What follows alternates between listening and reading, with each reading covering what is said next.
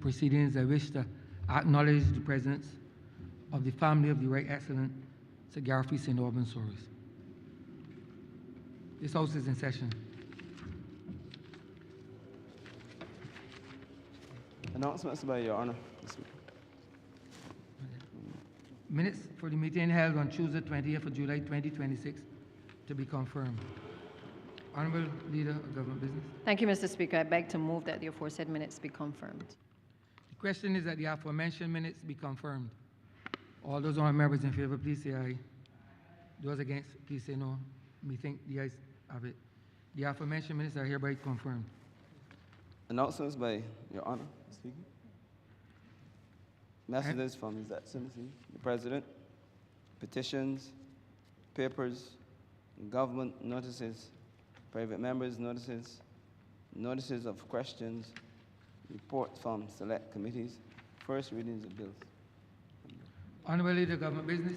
Mr. Speaker, I beg to move the first reading of the Barbados Diamond Anniversary Honour Bill 2026. The question is that the aforementioned bill be read the first time. Question is that the aforementioned bill be read the first time. All those honourable members in favour, please say aye. Those against, please say no. Me think the ayes have it. Statements by ministers, congratulatory and/or obituary speeches.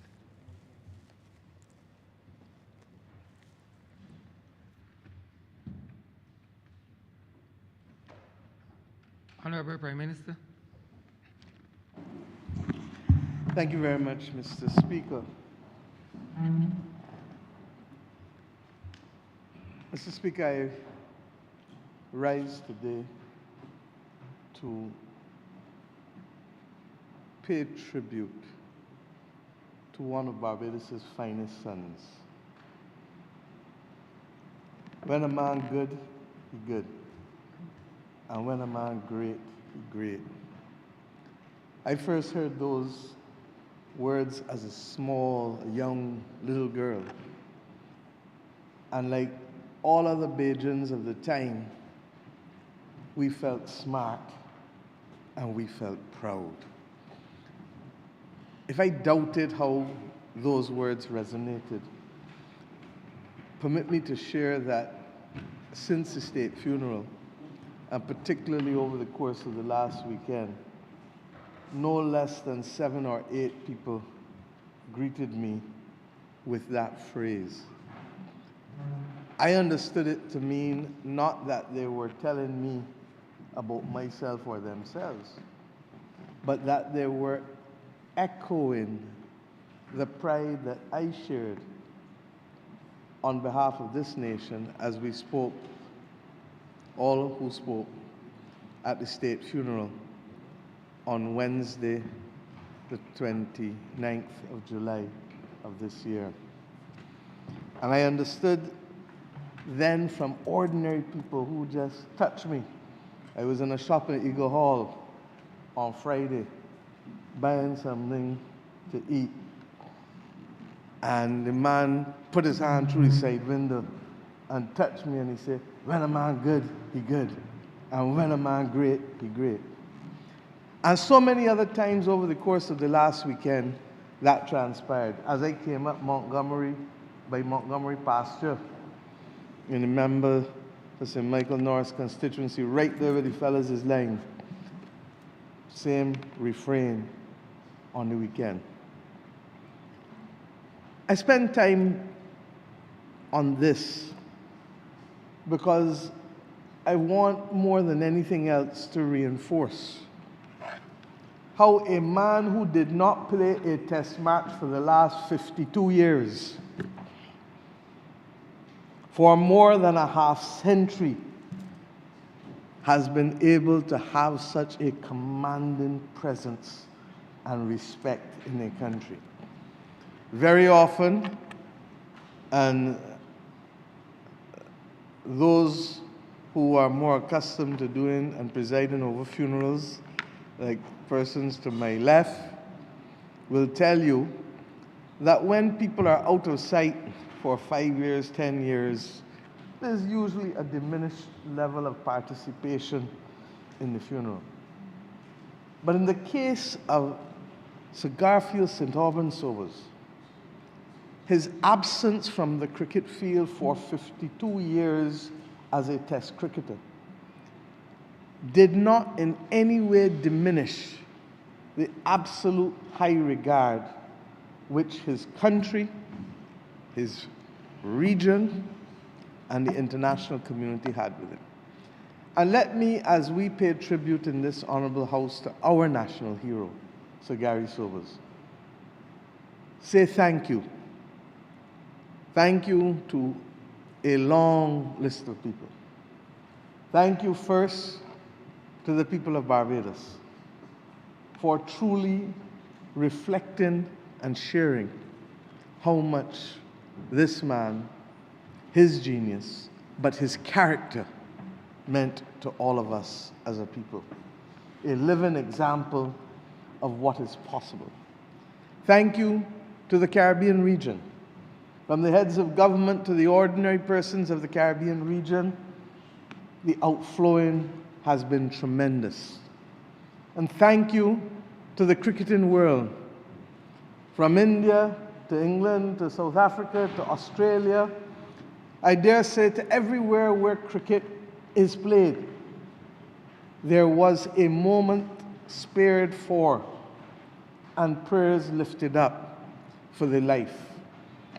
Our commentator, Ian Bishop of this region, said he was sad, but he was glad. Sad that he had passed and glad that he had come. Captured it perfectly in those few words.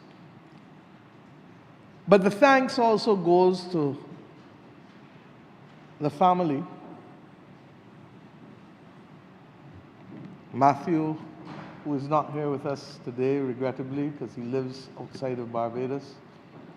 Daniel, Genevieve, who are with us today with their children, his nephews, niece. Thank you to you all, through you, Mr. Speaker, because you shared with this country your father, your grandfather, your uncle, and you had to share him at a time when your grief is at probably its apex. And that is no easy thing to do, because you are human and you have all of the emotions that come with the loss of someone who is dear and close. But I also want to thank Senator Lisa Cummins, the Cabinet Secretary, and you permit me to call these names, sir, without prior notice, but I do so not as an act of disrespect, but as an act of congratulations and ultimate respect. Senator Lisa Cummins, who led the team with Senator Archer supporting her, but the core team of the Cabinet Secretary, Selma Green, the Clerk of this Parliament, Pedro Eastman, the Permanent Secretary in the Prime Minister's Office, Alice Jordan, the Most Honourable Alice Jordan, the Chief Executive Officer of the National Cultural Foundation, Carol Roberts-Reefer, Mr. Shane Jones, who coordinated the media, and a number of others, and I single out Deputy Commissioner of Police Barry Hunt, and of course the Chief of Staff of the Barbados Defense Force, Brigadier Carlos Lovell. There were others who worked under them and worked diligently. It seemed as though on the morning of the 29th of July that the soldiers marched with a greater verve and dignity, and the police matched them in equal tone. It seemed as though on that day, everybody knew that we were on our best behavior and that we wanted to be the best for the man who was simply the best. Sir, I start there in this very short tribute to be able to reflect the gratitude of a nation and of a parliament. It was in this parliament that the framework, the legislation for the national heroes of this country was first passed. And it is therefore appropriate that in this parliament we come today to pay tribute to one who has fallen, one who has passed. This was a man whose genius, and I'm sure others will regale it today, from the 8,032 runs to the test average, that I am sure that if he was playing as much cricket as others are playing today, that the numbers would even be greater. And I recall a speech that he made in India. And in the question and answer section, this was the same one that I referred to in the tribute at Kensington Oval, where he said his ultimate pride came from playing for country. But they asked him who else since him could be considered among some of the greatest. And with great humility, but with great precision, he said, and I thought, this is exactly how he used the ball. He said, I'm not sure that I can answer that question, because so much of the rules have changed, and so much of the practice has changed, that it is almost effectively impossible to make comparisons over the ages, because the ability to play with a helmet and not face the pace of a Linwall and Miller or Dennis Lilly without the benefit of any protection required a certain amount of courage. And then the rules as to how many bounces you can ball in an over that were clearly introduced by the ICC and the MCC to be able to thwart the West Indies' reign of, I was going to say terror, and then I thought maybe I shouldn't, but since it was echoed already in the chamber, I will say it, reign of terror.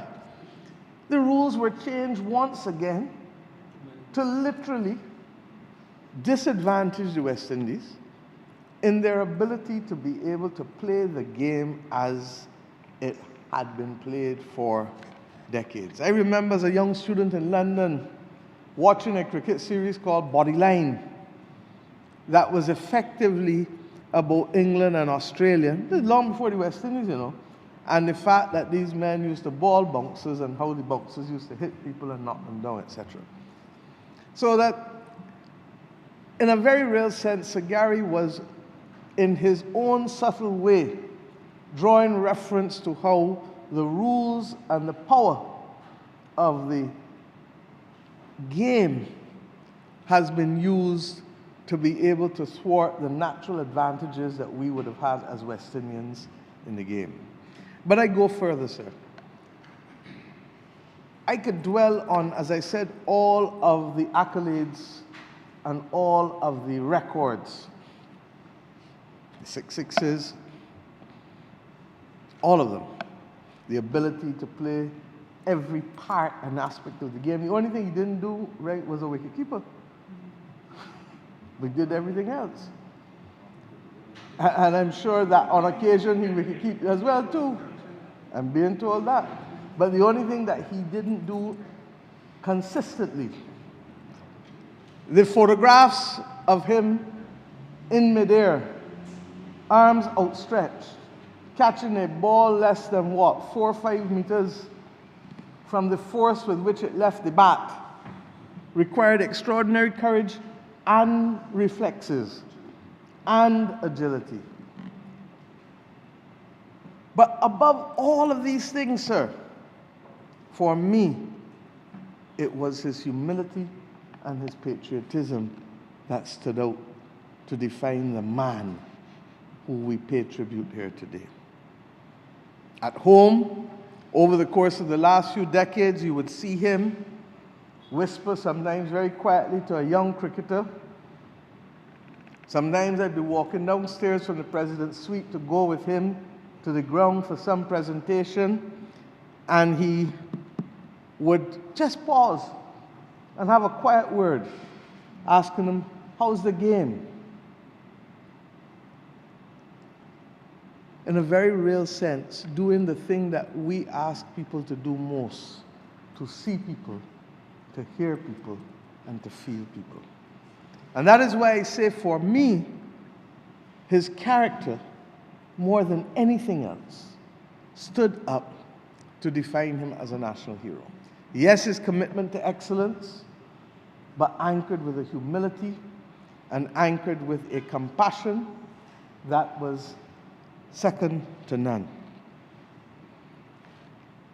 Government, sir,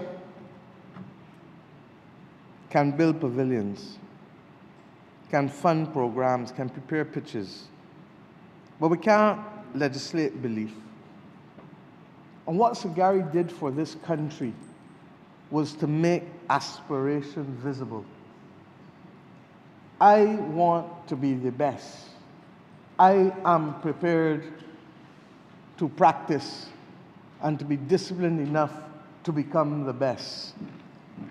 And the notion that you can just use talent without head and talent without the discipline of practice has to be erased from the psyche of our people. And we need, sir, to settle and to create a legacy for Sagari that allows the commitment to excellence anchored by the humility of the man to shine bright. I am aware that more than 300 signatures have been submitted to the Cabinet Office for the renaming of the Bay Primary School where he went to school as the Sagari Sobers Primary School.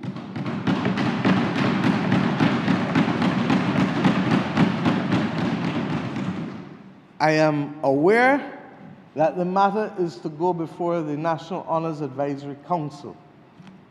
But I would be surprised if there was anybody in Barbados who would find any difficulty whatsoever with the immortalizing of a man from the Bayland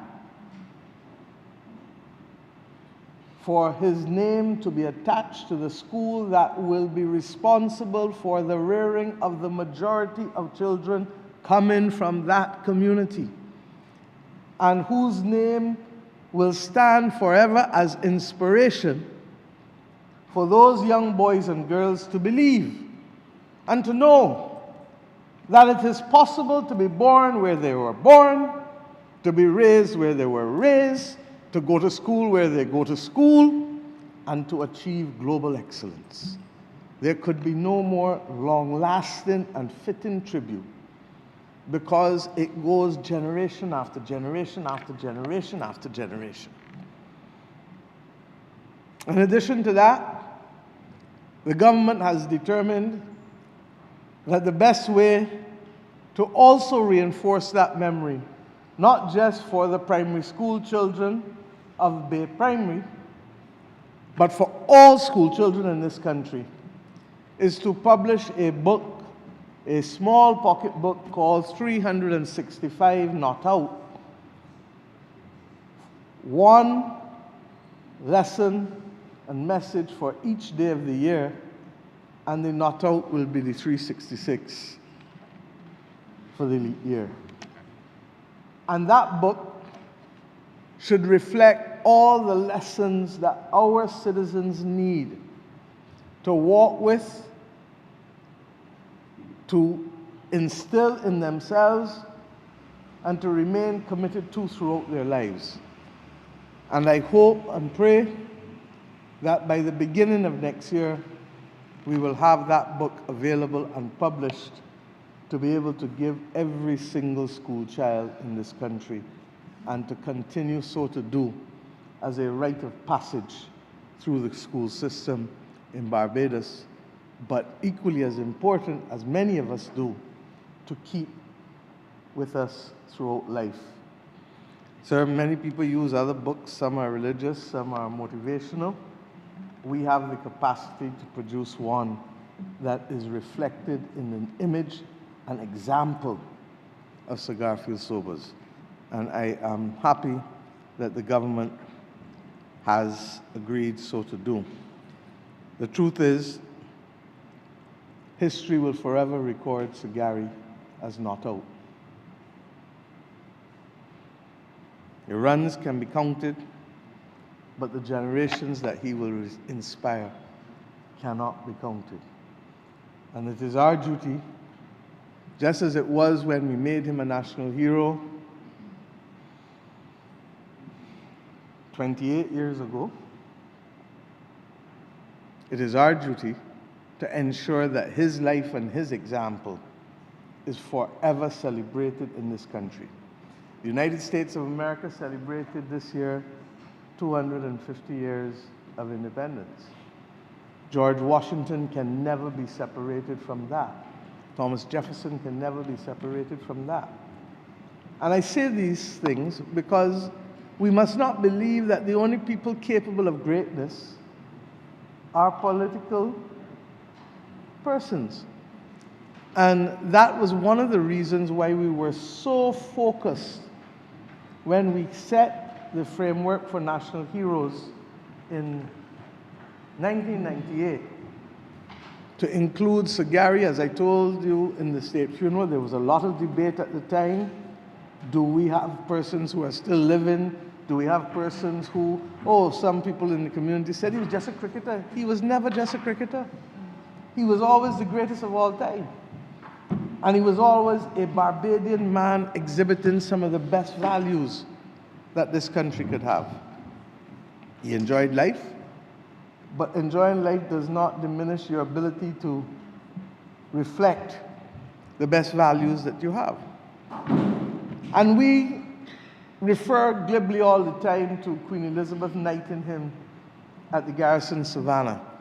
But if you know enough about statecraft and about Buckingham Palace, you would know, sir, that it was an extraordinary gesture of high respect for Her Majesty not only to agree to knight him, but to come within less than a mile from where he was born to bestow that accolade and to have his investiture done in the face of all who raised him and all who celebrated him and all who already felt long before the knighthood and long before the national hero status that this was the greatest man ever to play the game. Sir, I have spoken as Prime Minister on every occasion. Permit me to speak at a personal level now. Anyone who knows me knows that from the collar up, back through to pretending to be Sir Gary when you're a child batting,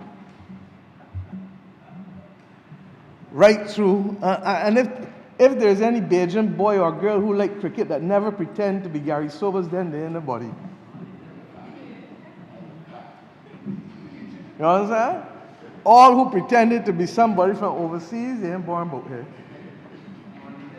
But the member for Christchurch West will recall that at a school, a primary school that we went to school at, in fact, I now reflect on the fact the only thing that I do left-handed is to bat.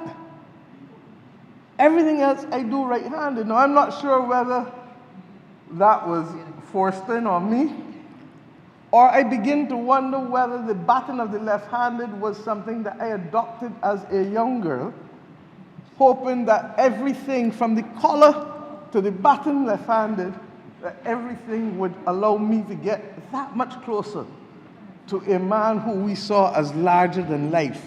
The member for Christchurch West was at primary school with me, and we all used to play cricket on the hill. It was an amazing thing because as a left-hander, it meant that any shot I played on the leg side would go over the wall and you would immediately be out because you had to climb over the wall to get the ball. And the leg side was probably no more than about 40 feet from where you were batting. So that you had to learn as a left-hander to play shots on the offside. But I say these things because when all is said and done, we all know it is about how someone makes you feel and leaves you feeling. And Gary Sobers, on every occasion I had the honor, and I say the honor because that is what it was, to engage with him as a little girl, as a young woman, and as Prime Minister, I can say to you that at no stage did I feel other than in awe of this man. Former Permanent Secretary Lionel Weeks spoke at the Legends on the Monday night before the state funeral. And Sir Hilary Beckles spoke as well, and he described Sir Gary, as did P.S. Weeks, as an intellectual. And I believe truly he was. For him to be able to understand velocity and angle and all of the other things that he could read that other cricketers and other human beings didn't see and don't read with the speed with which he did, reflects not instinct, but intellect and ability, in my view. And we often take a lot of things for granted. Look at this building. The people who built this building without the technology that exists today had to understand mathematics and physics. The carpenters in our midst who never went to university, but who can build trusses in a roof with perfection, implicitly understood physics and maths. I believe Sir Gary was such a person. And let us be very clear. I grew up in a Barbados where people sought to make fun of Sir Gary because of his command of the English language. Mercifully, we live in a Barbados now that accepts nation language. And there is a story that was once told, and when I asked him about it, he smiled and he laughed. He said, "You heard about that?" And it was a person who was trying to put him under some pressure about his English language. And Sir Gary's simple quip was, "I never set out to be the best English speaker in the world." And the person who he said that to should feel small, small, small. Because implicit in that statement was, what I set out to achieve, I achieved.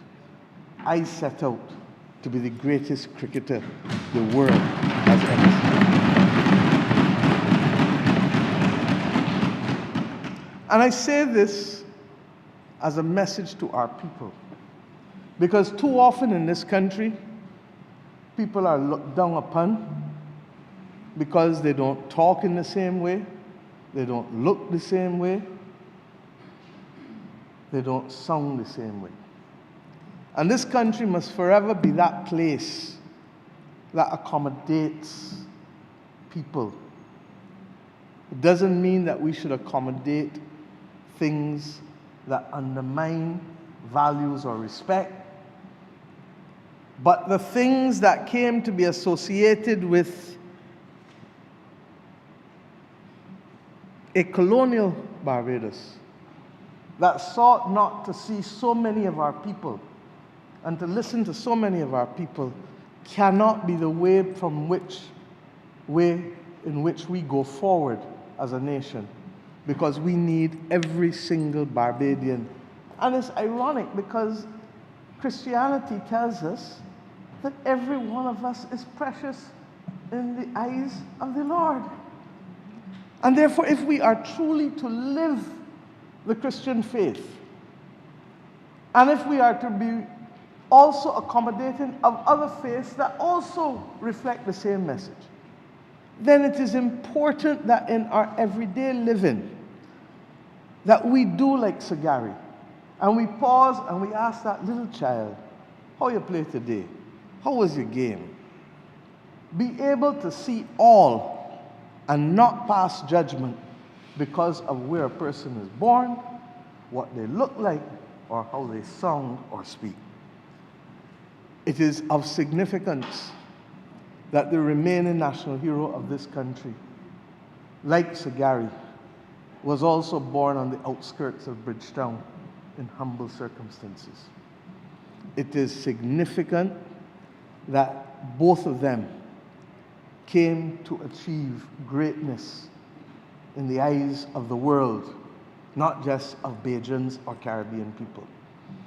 And it is pleasing to me that I was able to bring together both of them. I think it was the 29th of December 2019 when they first met, and to allow both of them to appreciate and respect the genius of each other. We have lost a great Barbadian, but he shall never be erased from our memory. And the actions which we take as a government, and I make it clear that I support the petition by the residents of the Bayland, but the other actions that we take to celebrate him and his life must not be to simply reflect on him and his record, but must always be a platform to see where the next Gary Sobers is going to come from, where the next Robin Rihanna Fenty is going to come from. Because in our midst, just as they have emerged to be able to be the best in a global population of 8 billion, I have every confidence that we are in a position to see others attain these heights over the course of their lives. Mr. Speaker, it is with absolute honor that I pay tribute to one of the greatest Barbadians ever to have lived, and that I ask formally that a resolution of this honorable chamber, which I shall now read, be passed.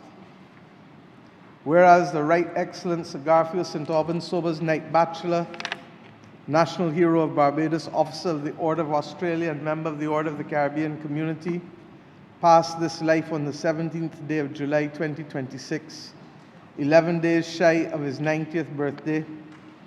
And whereas this distinguished son of the soil, born in the city of Bridgetown in the Bayland on the 28th day of July 1936, the fifth of 6 children of Shamont and Thelma Sobers, rose from the humblest of origins to become, by universal acclaim, the greatest all-round cricketer the game has ever known. And whereas he first represented the West Indies in March 1954, at the age of 17 years, and in a test career spanning 20 years, amassed 8,032 runs at an average of 57.78 and took 235 wickets in 93 test matches, and in first-class cricket scored in excess of 28,000 runs and captured more than 1,000 wickets. And whereas at Kingston, Jamaica in 1958, at the age of 21 years, he made 365 not out against Pakistan, then the highest individual score in the history of Test cricket, a record which stood for 36 years before it was surpassed by another son of the Caribbean, Brian Charles Lara. And whereas at Swansea in Wales on the 31st day of August 1968, playing for Nottinghamshire against Glamorgan, he struck 6 sixes in a single over, a feat of audacity and mastery which endures among the most celebrated moments in the annals of the game. And whereas he captained the West Indies from 1965 to 1972 and was chosen to lead the rest of the World 11 in 1970, and by his conduct both on and off the field of play, carried the name of Barbados and of the Caribbean with honor into every cricketing country of the world. And whereas at the Melbourne Cricket Ground in January 1972, leading the rest of the world against Australia, he scored 254 runs in an innings which Sir Donald Bradman described as the best innings he had ever seen. And whereas he was created a Knight Bachelor by Her late Majesty Queen Elizabeth II at the Garrison Savannah in February 1975 and was named a National Hero of Barbados in 1998 and accorded the style and title of the Right Excellent.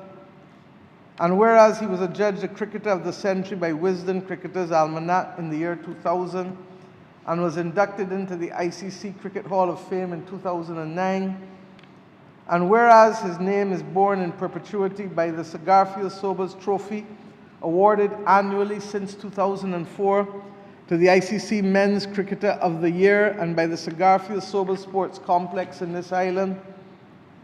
And whereas in the years when this country moved from colony to independent nation, his genius gave to a young people the priceless gift of belief, standing as living proof that excellence of the highest order could come from these shores. And whereas for all the magnitude of his achievement, he remained a man of singular humility, courtesy, and generosity, who greeted the head of state and the taxi driver, the celebrated and the child seeking an autograph with the same smile and the same respect, and who gave freely of his time to the encouragement of young sportsmen and sportswomen, be it resolved that this Honourable House pay the accolade of its highest tribute to the late, the Right Excellent Sir Garfield St. Albans Sobers, National Hero of Barbados, as an exemplar of excellence, dignity, humility, and grace, and record its profound gratitude for a life which brought unmeasured honor and joy to this nation and to the people of the Caribbean. And be it further resolved, Mr. Speaker, that this Honourable House share the sorrow felt by a grateful nation and extend its deepest sympathies to his children Matthew, Daniel, and Genevieve, to his brother Cecil, to his grandchildren, to his other relatives and dear friends, and express its wish that they be comforted by the memory of a life lived selflessly and in service of his nation and his people. Mr. Speaker, I'm obliged to you.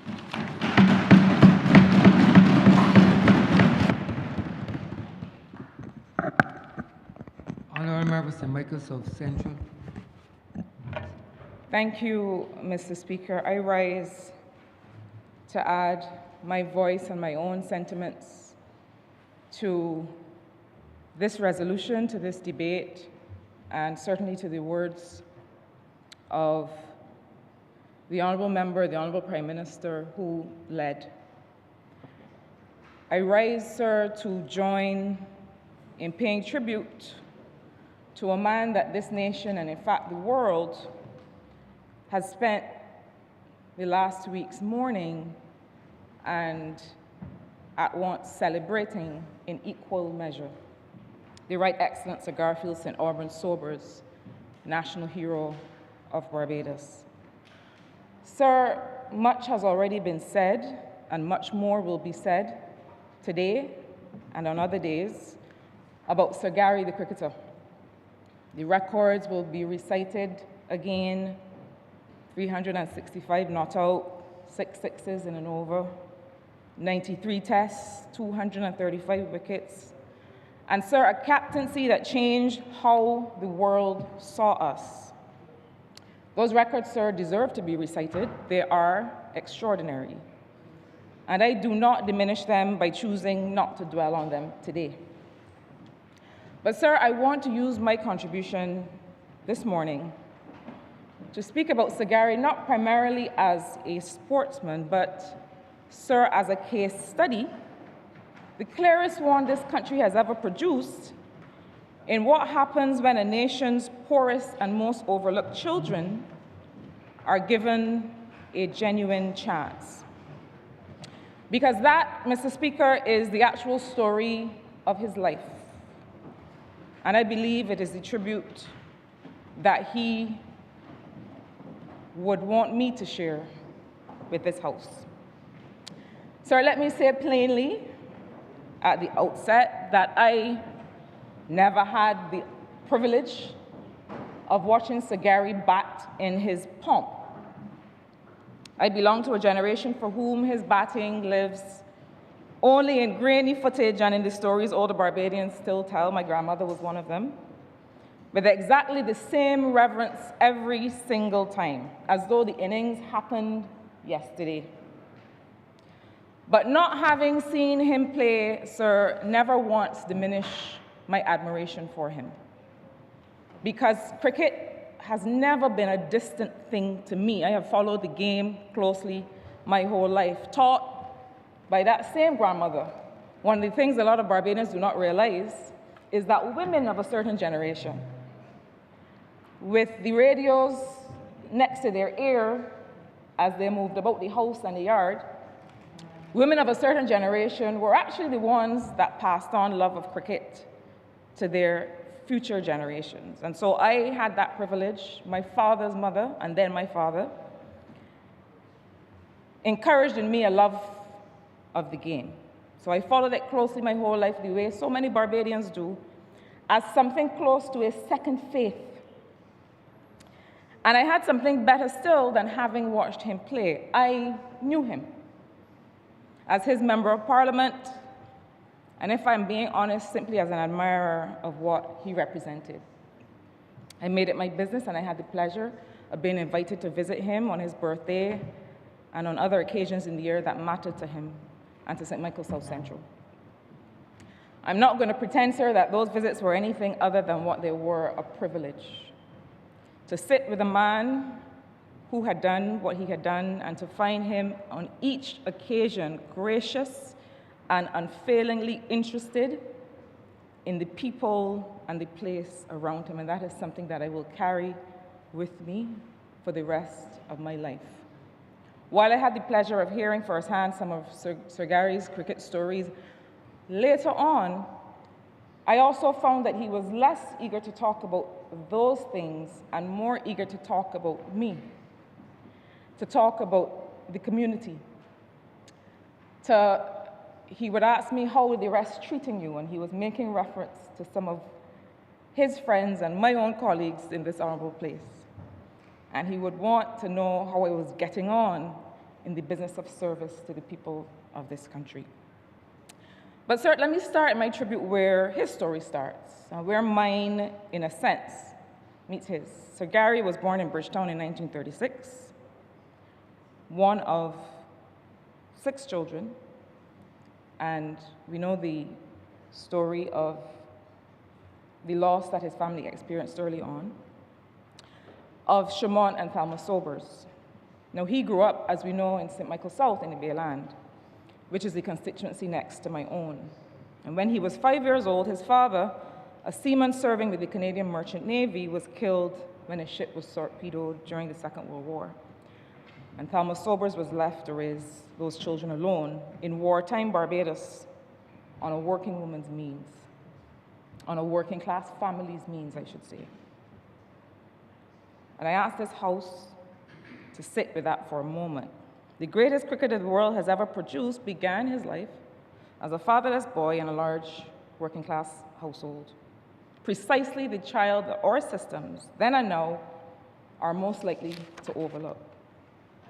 But Sir Gary was from the start multi-talented. He played basketball, he played table tennis, and at just 15 years old, he was a goalkeeper for Notre Dame Football Club. Good enough, by his own account, to go an entire season without conceding a single goal. That is the story that he tells. I share that detail deliberately, Mr. Speaker, because it matters to the story that I want to tell as I pay this tribute today. This was not a child who drifted into cricket for lack of anything else to do. He was already exceptional at other sports, and in the case of football, at another sport entirely. So why cricket? The official accounts many of us have read in the tributes these past weeks tell us that a severe leg injury ended his football career and turned him toward cricket. That may well be part of the truth, but it is not the whole truth, and I think that Sir Gary deserves the last word on his own life. He tells us that it was not an injury, but a choice. And he tells us that cricket offered him something football at that time did not. And that was a chance to explore the world, to travel far beyond these shores. That was a young man's calculation about where a poor Barbadian boy's talent could actually take him. And it turned out to be exactly right. But Mr. Speaker, here's a part of that same conversation that I consider the most important thing that Sir Gary has ever said publicly about his own life. More important in some ways than any score he has ever made. He did not tell us that he rose through sheer individual brilliance alone.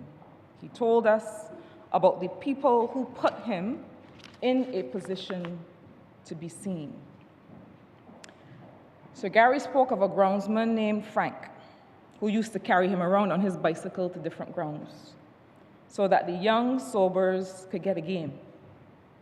He spoke of a Captain Farmer who enrolled him in the police band, not because Sir Gary had any particular gift for music, but because band membership was the door that let him play for the police cricket team, a stronger standard of cricket than a poor boy from St. Michael's South could otherwise have reached. And he credited Sir Captain Farmer alongside the former West Indies captain Dennis Atkinson with opening the doors that eventually carried him to the highest level of the game.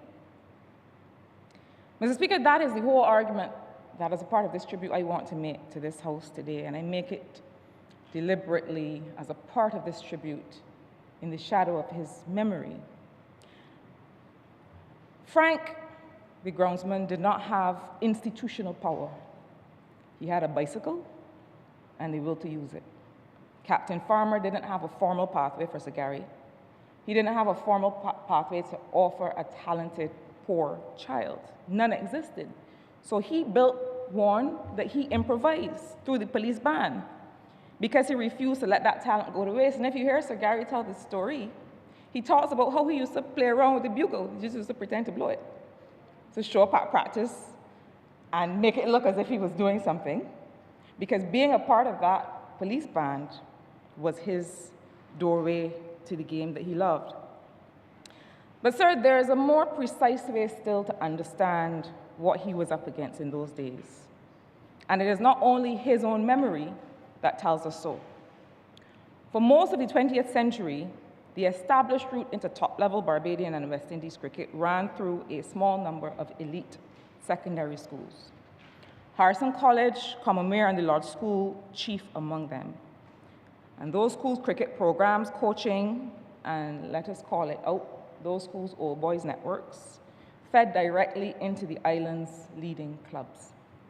And if I recall, I believe that not only did those schools have Division I teams, but you would find that the Combermere boys would end up with Empire, Harrison College might end up at Spartan, and so that path was automatically created. This is documented history. And those of us who study the game carefully would know that it is the subject of a full academic study, Keith Sandiford's Cricket Nurseries of Colonial Barbados, that covers precisely the years of Sir Gary's rise. In that same conversation where Sir Gary tells us about this, he says plainly that he did not have Harrison College and Combermere behind him the way others of his era did. He didn't have that gate, but he had Frank's bicycle, and he had Captain Farmer's police band. But sir, while we are thankful for those avenues, We know that a nation can't build its future on happening to be fortunate. Mr. Speaker, talent is distributed evenly across this island, across every parish, across working class communities, and other kinds of communities. But opportunity is not. What Frank and Captain Farmer did for Gary Sobers by instinct and by generosity and by improvisation, this government, our government, this parliament has a duty to do systematically and as a matter of policy for every child in Barbados today who has that same talent, but who does not today have that visibility. That means investment in community-level sport. I re-emphasize this at every opportunity, because the only way that we can have national teams and national players in anything is if they emerge at the community level. So investment in community-level sport, in scouting and in identification, in transport and equipment for children whose families cannot provide them, and in structured pathways from the playing field to the national program that do not today have to depend on a groundsman's bicycle or on an officer's goodwill. I want to emphasize at this point, though, sir, that there will always be a need for the Franks and the Captain Farmers. There will always be a role for them to help young people along and to have relationships with all of us that are not structured and not formal. But it is also the responsibility of a government to be able to support and encourage those pathways. That isn't sentiment, Mr. Speaker, that is the literal stated lesson of Sir Gary Sobers' own account of his own rise. But sir, it goes further than sport. If a boy of Sir Gary's gifts could be shut out of the very schooling that produced his era's other great cricketers, we will then have to ask ourselves how many other gifts this country has shut out the same way over the years. In mathematics, in science, in the arts, in leadership, simply because a child's family could not open the right school door. And that is precisely the gap the education reform now underway in this country is meant to close. And Sir Gary's own account of his life is as strong a piece of evidence as this House will ever hear for why we will not tire in that work and why that work must be finished. From there, the record does speak for itself, sir, although it deserves more than a passing mention, and I will go quickly through this. He joined club cricket at 13. He made his first class debut at 16. He played his first test for the West Indies at 17. Not yet as the batsman the world would come to know him as, but as a promising young left-arm spin bowler. So Gary will tell you how he started out at number 9 or number 7 in the batting order. So he came as a promising young left-arm spin bowler, and within a few short years, he had become something the sport has never seen before or since. At just 21 years old, against Pakistan in 1958, he scored 365 runs without being dismissed, breaking a test record that has stood since 1938, and that record, as we know, was held by England's own Len Hutton, a record set before the Second World War. Broken 20 years later by a boy from the Bayland. He remains to this day the youngest man ever to hold that record.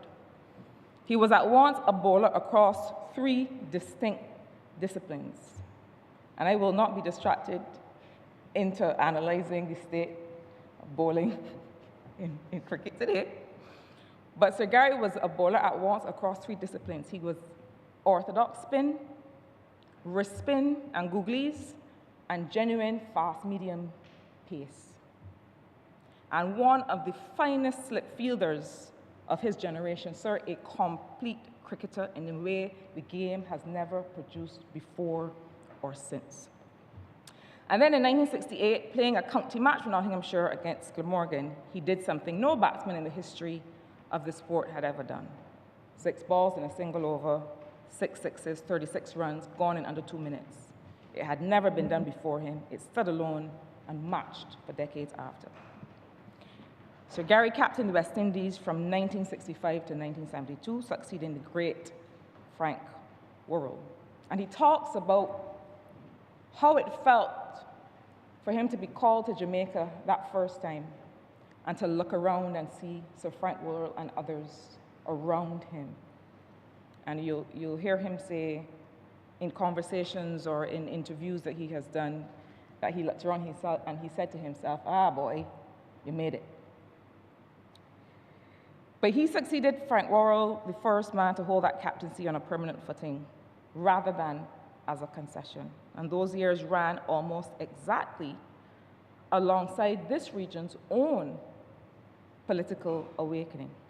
Barbados itself gained independence in 1966 in the very middle of Sir Gary's captaincy.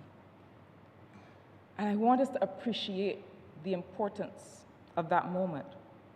And so Sir Gary's first series in charge saw West Indies beat Australia for the first time in our history, reclaiming the Frank Worrell Trophy in front of a world that had never before had to take us that seriously. And sir, you know, the Honourable Member for St. Michael Northeast, the Honourable Prime Minister who spoke before me, talked about how if you weren't pretending to be Sir Gary, you weren't doing anything. The fact is that there are other generations for which Sir Gary, who did not grow up watching Sir Gary. But he was always a presence in our homes and in our lives. My father is a church man. Most of what he sings are hymns, walking around the house. But he would always be singing that Sparrow song, "Australia lost, the West Indies is boss, the trophy belongs to us." And the pride that he felt, and every time Australia lost, he sang it, even when it didn't lose against the West Indies. Because that was how Barbadians felt about that record, about that moment. Sir, at that time, the West Indies cricket team was, and remains, a single side drawn from many separate nations across this region. And during that era, sir, it became one of the first institutions on earth where the Caribbean region proved undeniably, on a stage the old empire itself had built and cared about more than anything else it possessed, that we were not lesser, not in application, not in intellect, not in courage, and not in class. Sir Gary, as the finest player the game has ever produced, was that proof in its most complete and undeniable form.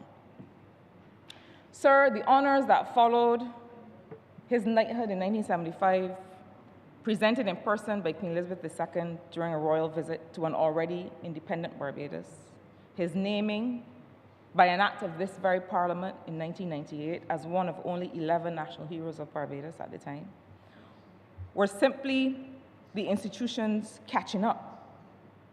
Were simply those institutions catching up to what the people of this country had already known for a generation. This House has made this judgment about Sir Gary once before. Today is not a new claim on his behalf. It is a continuation of one that this Parliament has already settled. Mr. Speaker, before I move toward a close, I want to speak about something I don't know has been said in the midst of all of the tributes of the last couple weeks. And that is what Sir Gary made possible for those who came after him. People who mean as much to me personally as a lifelong follower of the game as he came to mean to this House as a national hero. Consider Malcolm Marshall, also a son of St. Michael, and by the judgment of most who watched him, and some of my colleagues in this chamber all know how I feel about the game and the legacy of Malcolm Marshall. But by the judgment of most who watched him, the greatest fast bowler this game has ever produced. His father, a policeman, was killed in a road accident when Malcolm was still a baby. And like Sir Gary, he was raised in a working household by his mother and his grandfather, without the connections that came with privilege. Malcolm Marshall terrorized the finest batsman on earth for the better part of 2 decades. In West Indies sides that the whole cricketing world just assumed by then to be the best in it. That assumption was not always there, sir. Sir Gary's generation had to fight, series by series, to establish it. Malcolm Marshall's generation inherited it and only had to defend it. That is not a small thing to hand down to a boy from St. Michael coming after you. Sir Gary did not simply play brilliant cricket, Mr. Speaker. He built the ground that the next boy from St. Michael and other generations could stand on. And the line runs, sir, all the way down to the team that represents us today.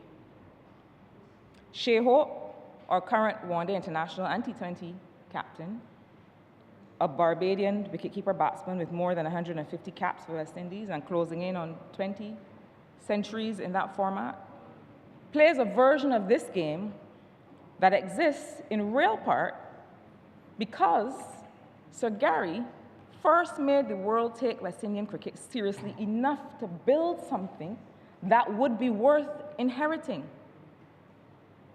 I want to place something on record here, sir. I'm sure many of us have seen it. 2 days after Sir Gary passed, on the 20th of July, West Indies met New Zealand in a one-day international at the Kensington Oval, the very ground that bears the Sir Garfield Sobers Pavilion, the very ground where he made his name. Both of the teams wore black armbands. Both sides stood for a minute's silence before a ball was bowled. And West Indies came desperately close to winning that match for him, falling agonizingly short by a single wicket, and I could still feel the pain in my bowels, sir. Afterwards, Shea Hope did not speak first about the defeat. He said, and I quote, "Unfortunately, we couldn't get that win for the great man." Mr. Speaker, that is a quote from a young Barbadian cricketer born 19 years after Sir Gary had already retired from the game, telling the country, without being asked, that he still felt like he owed Sir Gary something on the very ground where it all began. The thread runs, sir. I never saw Sir Gary bat in person, Mr. Speaker, but I've watched Shea Hope bat more times than I can count, and I've admired Malcolm Marshall's bowling more times than I can count besides. That, I would suggest to this House, is what a legacy actually looks like. Not a pavilion alone, we have that too, and we have other markers of his legacy, but a living, breathing sense of debt and gratitude felt by men and women who never saw him play either, carried forward onto the very soil where he first carried it himself. Mr. Speaker, when Sir Gary left us, it felt like an almost palpable withdrawal of greatness and love and care and friendship and all the other things many of us enjoyed from this earth. And sir, that line, from Sir Gary to those like Malcolm Marshall to those like Shea Hope, does not run through the men's game alone. Hayley Matthews is also a constituent of St. Michael's South Central, just as Sir Gary himself became. Before she was ever a cricketer, she was a javelin thrower good enough to win gold at the Carifta Games. Another gifted Barbadian forced like Sir Gary with his football to choose between two sports she excelled at. And like him, she chose cricket. Today, Hayley Matthews stands at the very top of the world game. the #1 ranked women's T20 all-rounder on the planet, the ICC's own Cricketer of the Year, and captain of the West Indies women's team. When my constituents point with pride at Sir Gary's memory, as they often do, many of them are in the very same breath pointing at Haley Matthews' training on those same grounds today. It's not a coincidence that I take lightly, Mr. Speaker, and I do not think this House or this country should either. The door that Sir Gary forced open all those years ago did not stay open for men's cricket alone. And that is real progress, and that is real legacy. That door stayed open long enough, sir, and wide enough for the women's game to walk through it too. And St. Michael South Central has now given this country both ends of that story. In his later years, sir, Sir Gary's great sporting passion became golf, pursued with the same relentless appetite for mastery that had carried him through every discipline before it. And eventually, the cricket stories became golf stories for those of us who would talk with him. And when his playing days were done, and the whole world was genuinely open to him, he came home. He chose to live not merely in Barbados, but specifically in St. Michael South Central. He grew up next door in St. Michael South, became a global icon, and then, in the fullness of his fame, chose to spend his later years among the very people I have the honor to represent in this House. I knew him, my constituents knew him, not as a legend at a distance, but as a neighbor. It is an honor, sir, to make this presentation in tribute to Sir Gary, and it is my duty as his Member of Parliament to be able to rise to make it in a unique way that acknowledges him as a member of our community and that acknowledges his family, Matthew, Daniel, Genevieve, Cecil, his brother, and grandchildren, and other members of his family, that acknowledges his family as part of our community. You know, when people called in the wake of his passing,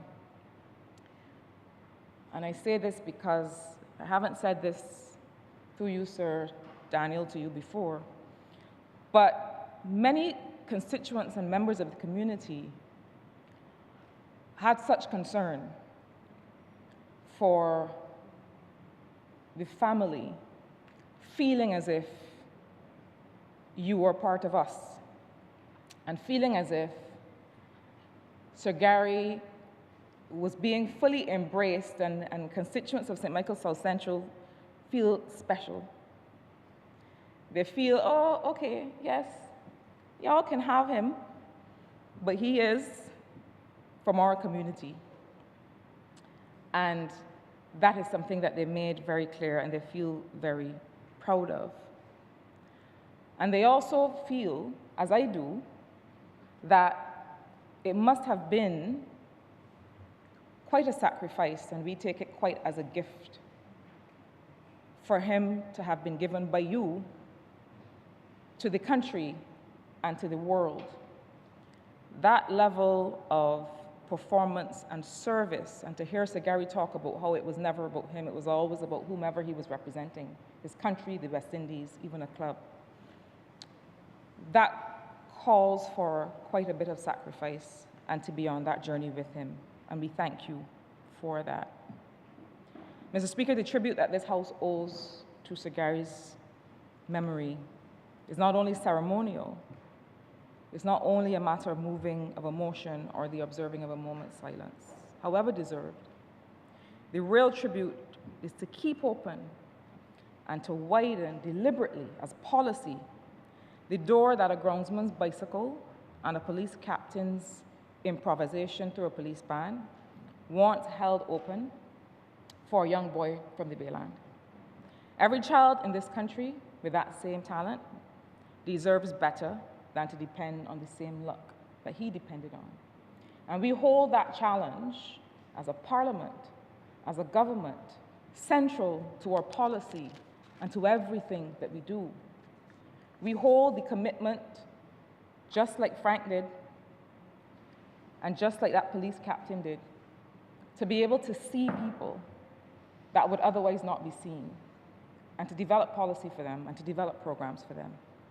So Gary didn't inherit opportunity. It was created for him by people who chose to see him. And he spent the rest of his life proving that that trust was not misplaced, and then passing it forward in the whispers to other players, as you heard the Honourable Member for St. Michael Northeast make reference to. And then whether he ever meant it to or not, pass it forward in legacy to Marshall, to Hope, to Matthews, and to every Barbadian cricketer or athlete or musician or anybody else bearing a talent. This Parliament and this nation now owe the same act of creation to whomever comes next. Wherever in Barbados that child is growing up today, not yet seen. Rest well, Sir Gary. Barbados, the Caribbean, and the world are larger because you passed through them. And St. Michael South Central was fortunate enough in the end to be the place that you called home. And somewhere on a school ground in this country today, unseen, is the next Marshall or the next Hope or the next Matthews or the next Sir Gary, waiting only for a Frank, a Captain Farmer, or this Parliament to notice. And I call on us all to let it be us that notices and that keeps that door open. Mr. Speaker, I'm obliged to you.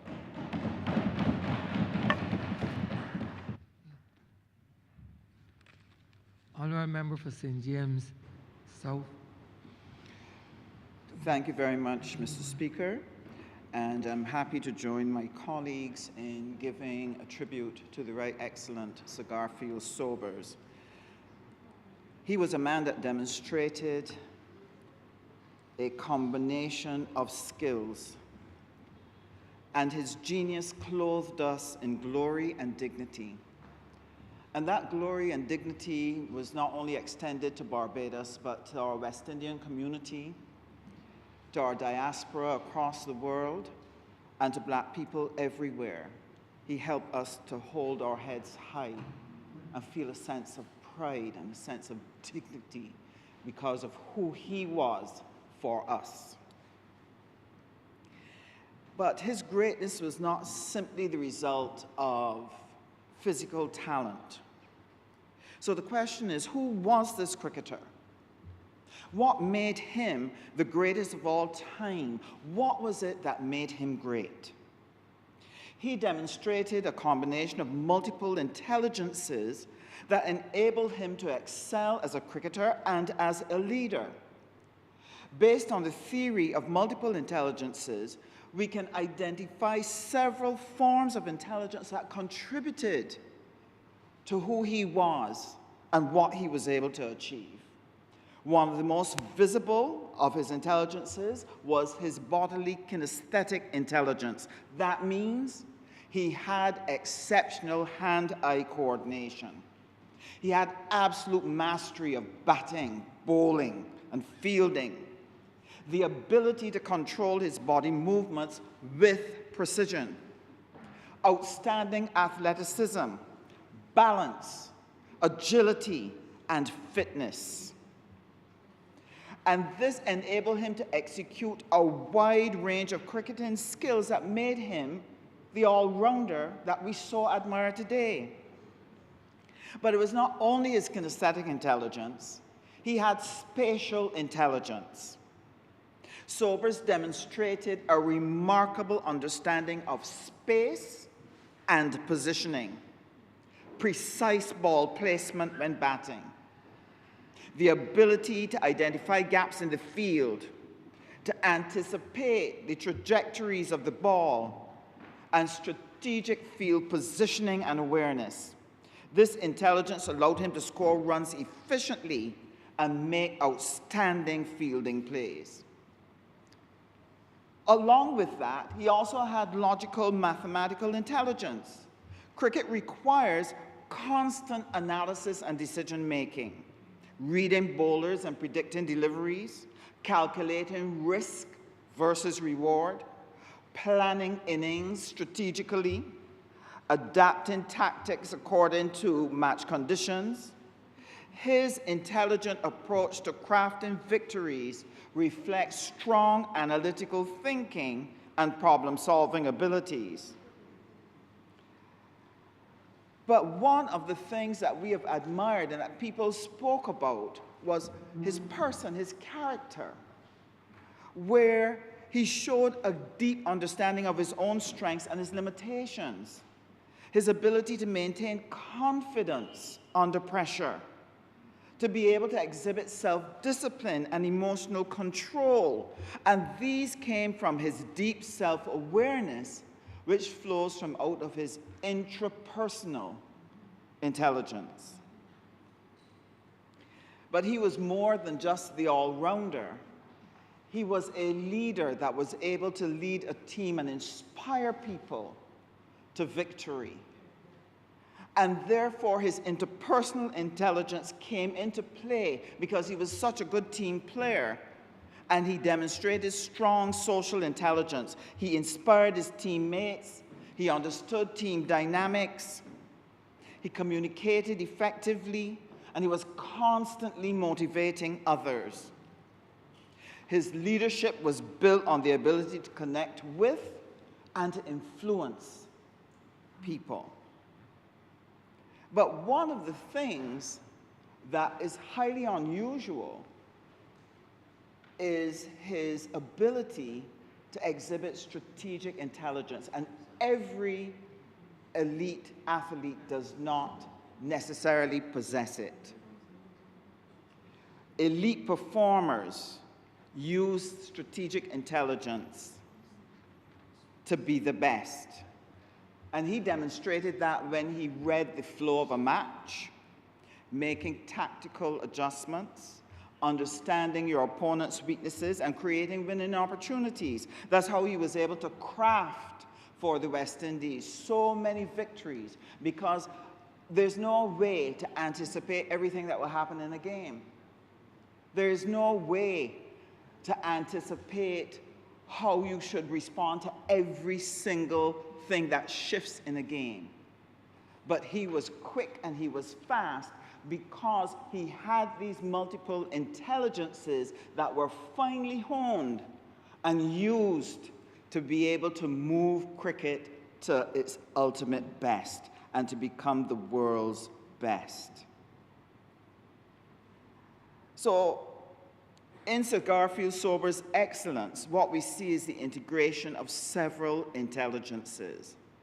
And what makes him extraordinary was it was not just one intelligence alone, but the seamless combination of his physical, cognitive, emotional, and strategic abilities that allowed him to perform at a level that few athletes have ever been able to reach. His life and his example, therefore, begs a question. How can we develop the full potential of every child?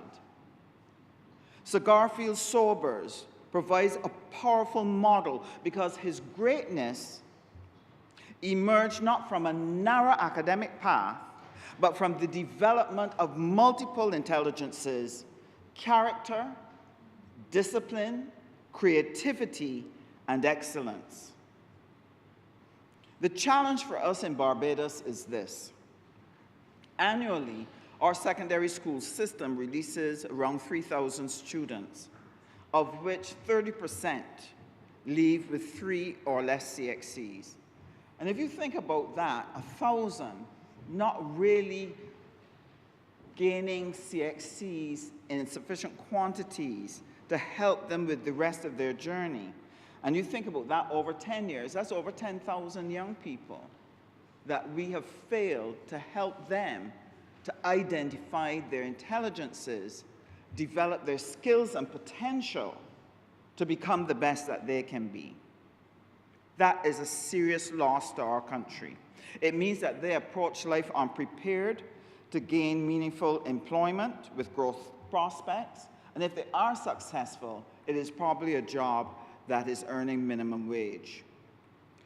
We have not yet been able to help all of our children to identify that intelligence and give them the support, the resources, the training, the information to be able to develop it and use it as a path for their own personal success. Now, we do not create intelligence. God gifted every child from birth with their own gifts of intelligence. We just simply failed to develop them. And we owe those children restitution. Restitution. As was shared by the speaker before me, Sobers had one or two people who were able to help open the door and keep it open for him to be able to emerge. But I believe God allowed him to emerge and become the greatest of all time, to signal to us that we need to do something different as a country to ensure that we capture the potential and the ability of all of our children and to enable them to succeed.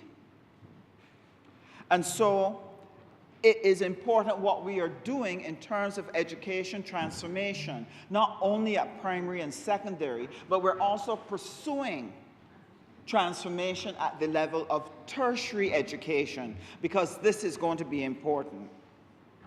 Many educational systems were designed in the industrial area, and their primary focus was on literacy, numeracy, etc., to be able to do a job.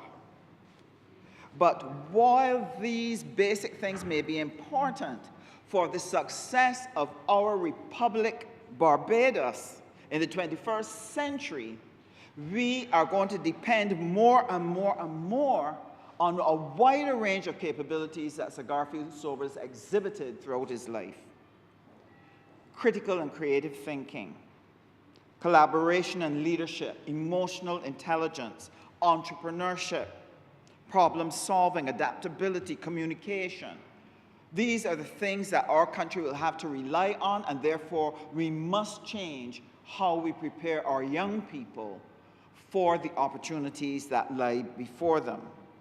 If we judge people primarily by their examination performance, we will overlook the talents that would make them exceptional athletes or artists or innovators or scientists or entrepreneurs or craftsmen or community leaders. The goal of education should be to discover and develop excellence in every child, not merely to sort them out based on academic abilities.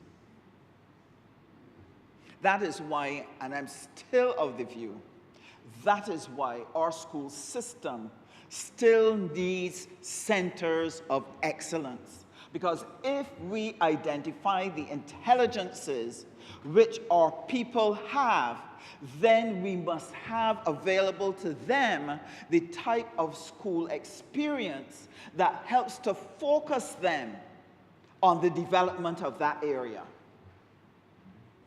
I remember I was discussing education with a non-education person some time ago, a few years back. And they said something that absolutely stunned me.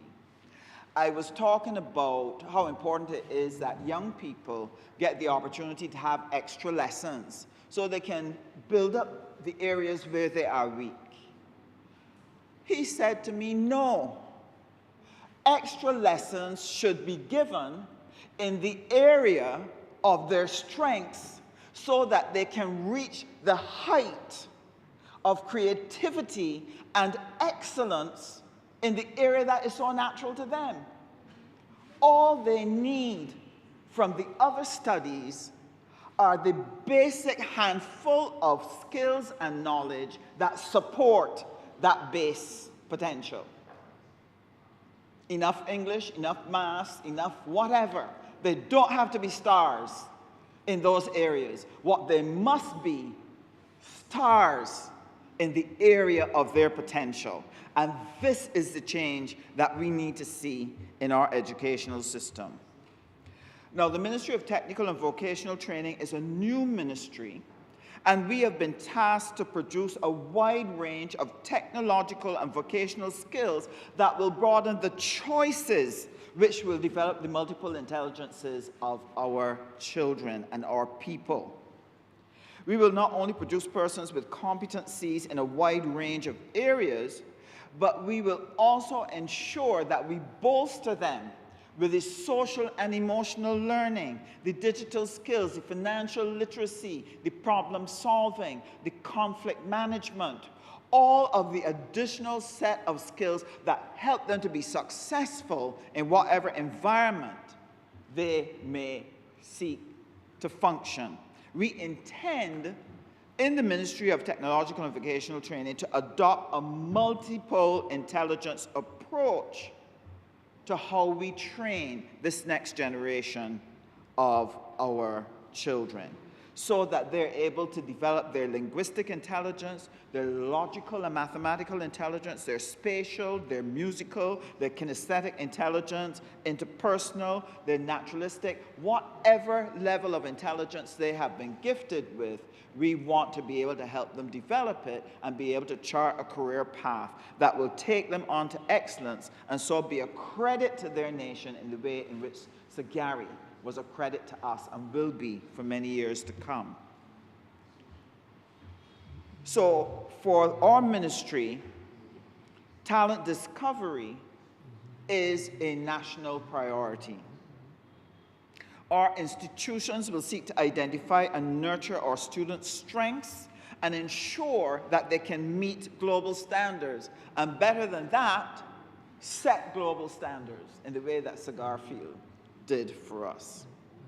Students should have opportunity to explore sports and visual arts and performing arts, coding and technology, agriculture, environmental stewardship and leadership. The question that we should be asking, it must shift from what subjects is this person good at? That question has to move, and we have to shift to in what ways is this person intelligent? And once we can do that, we'll be able to give them a personalized path towards their own development. Now, Sobers wasn't only talented, he had the social emotional qualities that were necessary for success. He was disciplined, he was resilient, he was competitive, he was adaptable, and he was deeply committed to his country and to excellence. And therefore, it's important for our tertiary institutions to teach this. You see, once upon a time, you would learn that at home. He obviously got it from there. He got it from his community. It was so natural. It was all around him, reinforcing. He was seeing examples of the behavior. So he was able to imitate and emulate what he saw and brought it to bear on his cricketing skill. But we've seen a severe weakness in our social fabric, where our children are not exposed to that. Just this morning, I was listening to a critique on crop over, and everybody said we had a great crop over, but the concern was the behavior, the conduct. What our children saw and heard. And if we keep feeding them that, that is what they will produce. We have to do for them what Sir Garfield Sobers' community, his school, his family, his parents around him, what they did for him, we must do for this next generation, so that we intentionally teach our children persistence, self-management, teamwork, integrity, respect, service. But because it's broken in the wider society, it means that we have to integrate those into our school system. Do not take for granted that every child will get that exposure. This is what we owe to the legacy of Sagari if we're going to produce more Sir Garfield St. Alban Sobers in our midst. Just imagine an education system where every child leaves school believing, I have unique strengths, because somebody helped me to see it. And I was able to demonstrate my prowess because we developed it. That my talents matter because I could see a path where my talent could be exercised and used.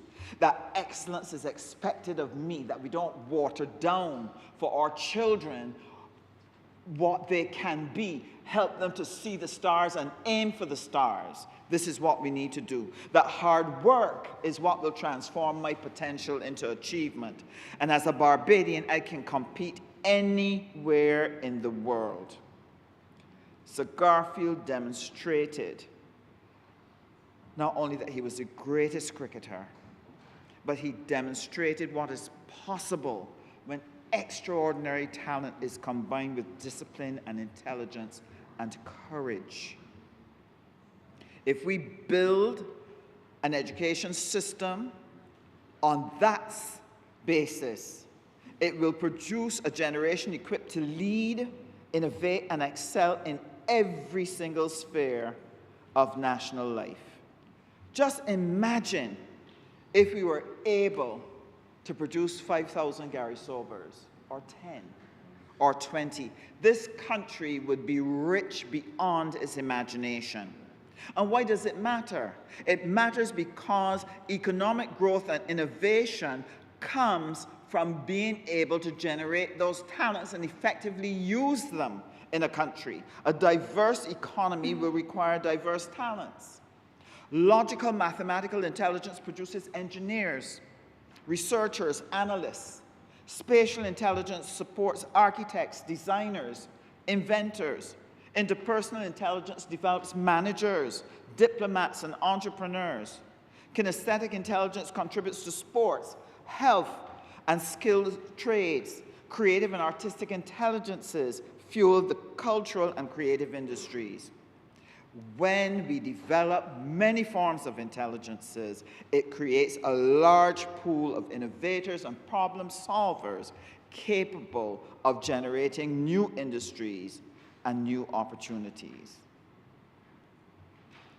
When we are able to build a society where people can find a place for their talent, where they don't compare themselves with others who are gifted differently to them, they have a sense of self, a sense of identity, a sense of comfort and high self-esteem. They develop confidence. More people then experience success in their lives. Student engagement in the school system increases. Dropout rates decline. Self-esteem improves. And this is important for us as a small island state because as a republic, Barbados cannot rely on size or natural resources alone. Our greatest asset is our people. Greatest asset. And therefore, we have to maximize our human creativity and cultural talent. And to do for this generation of Barbadians and the ones to come, we owe them to create a path that can help them to become the Gary Sobers of their lives. I think one of the things that stands out for me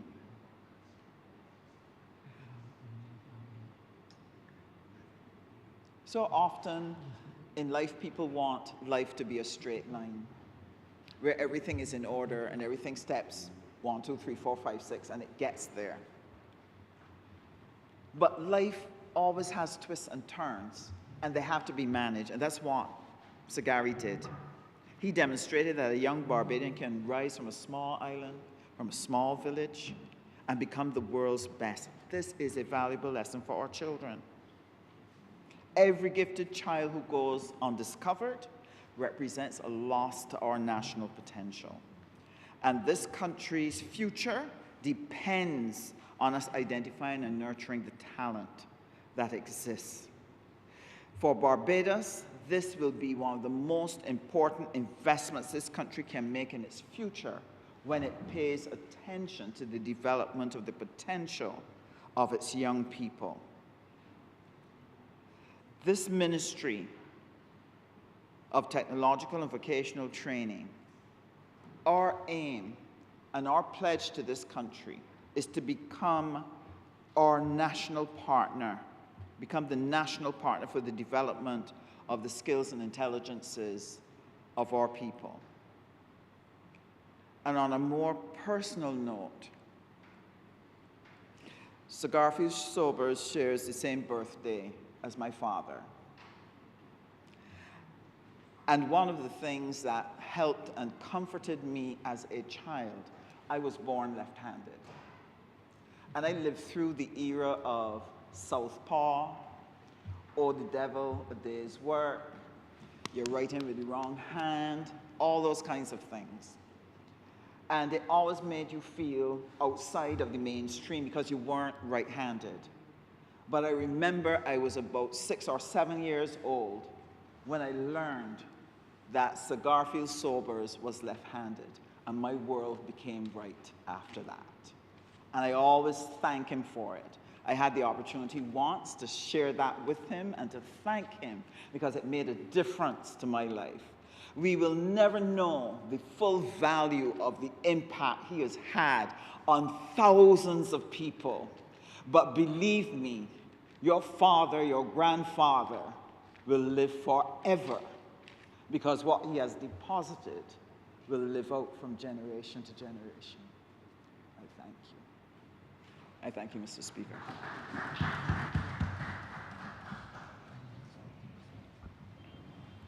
Honourable Member for St. George South. Thank you, Mr. Speaker.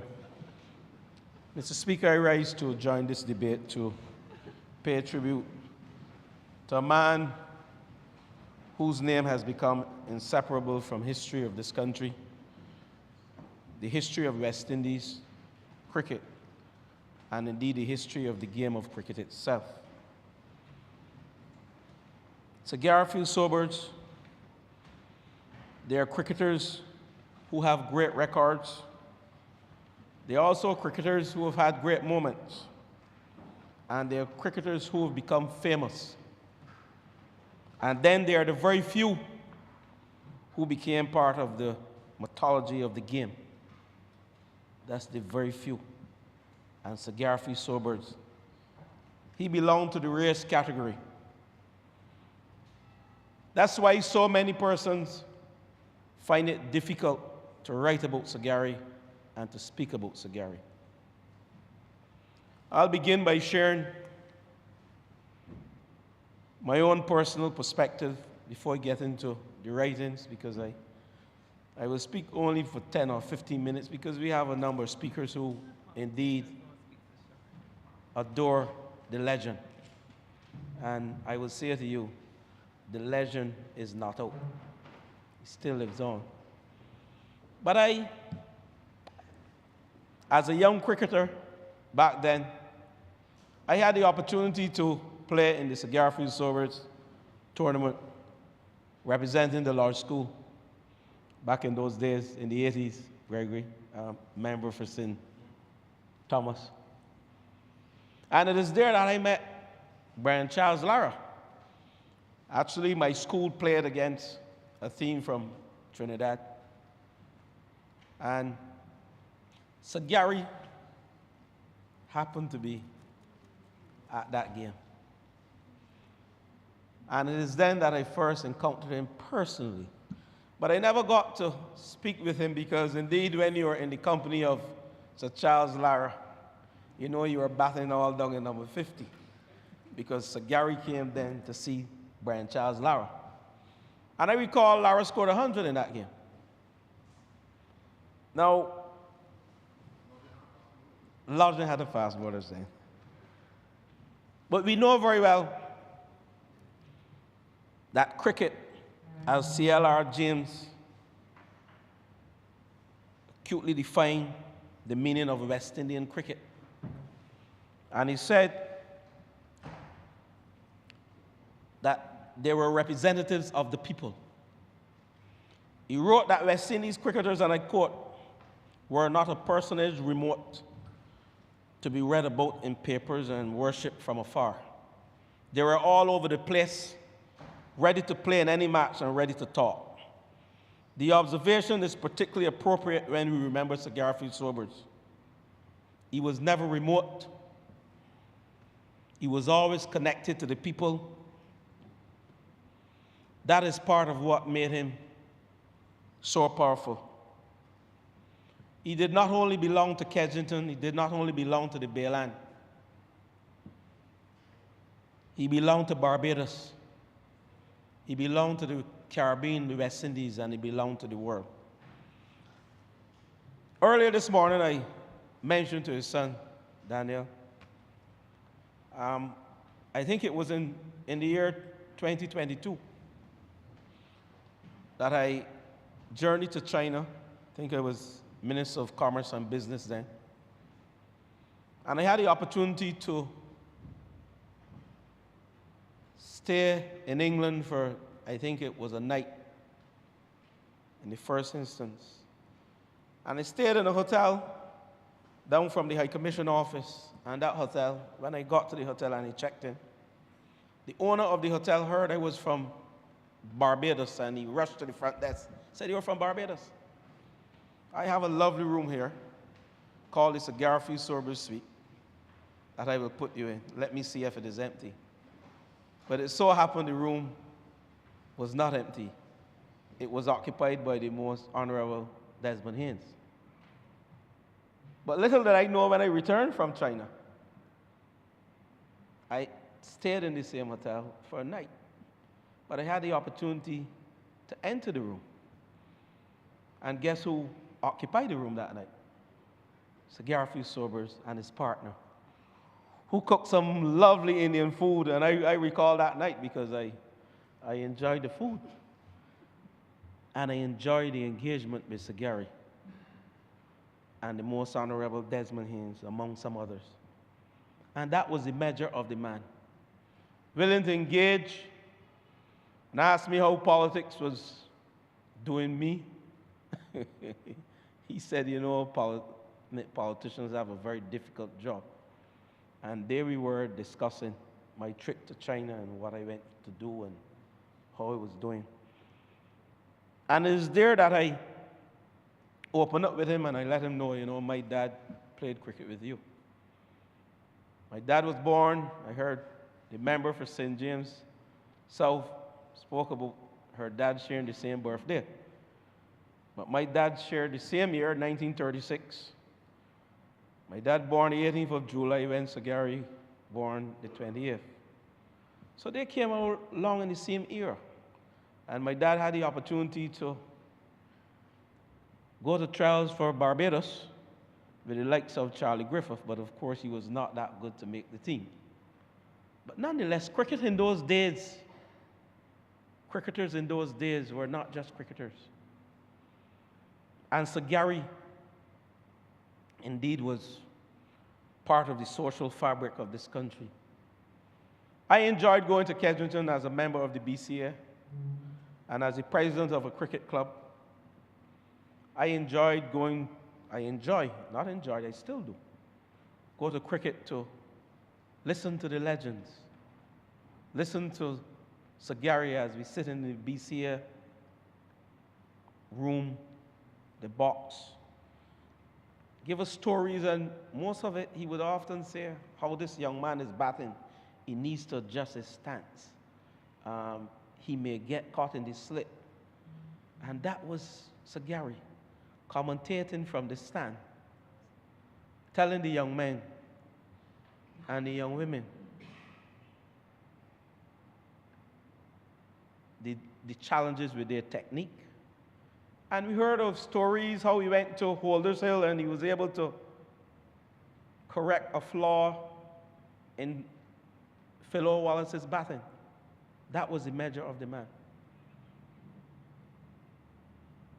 The story of Sir Gary, a boy from Barbados, begins not with a knight, not with a national hero, not with a world-famous cricketer.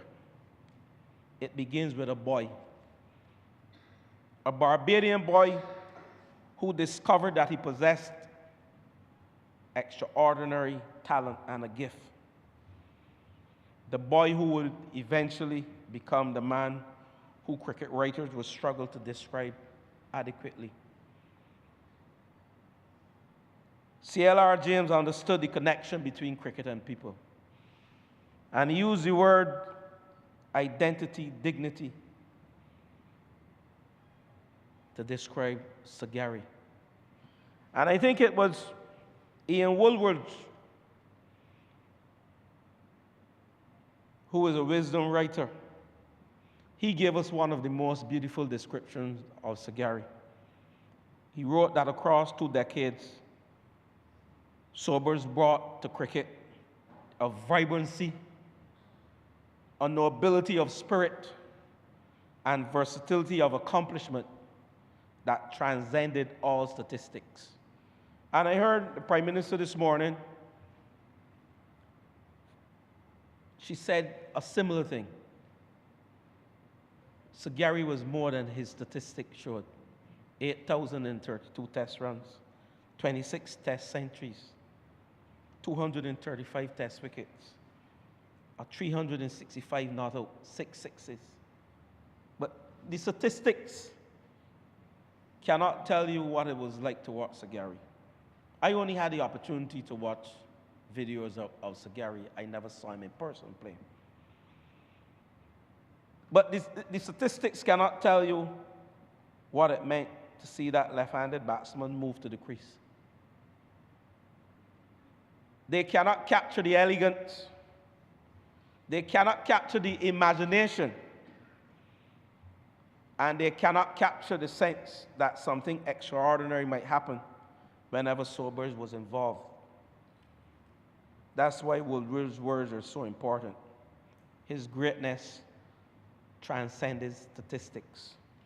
When I entered public life in this government in 2018,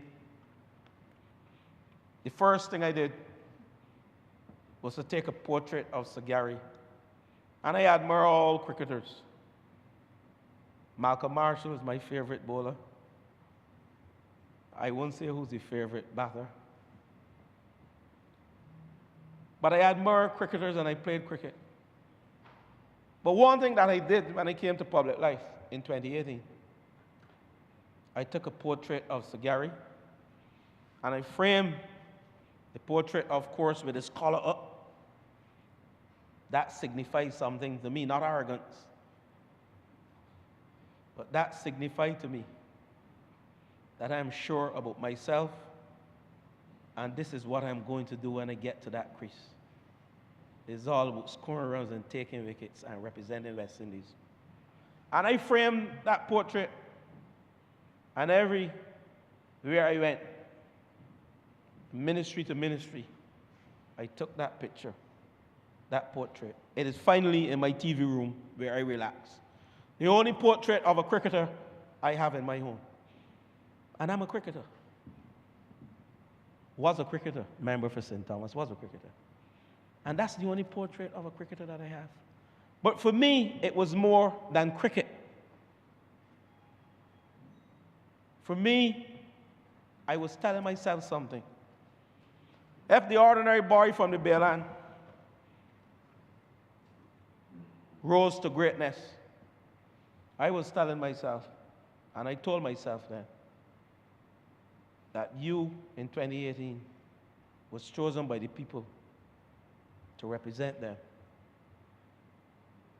You in 2018 was given the opportunity by the Prime Minister to become a minister of this government.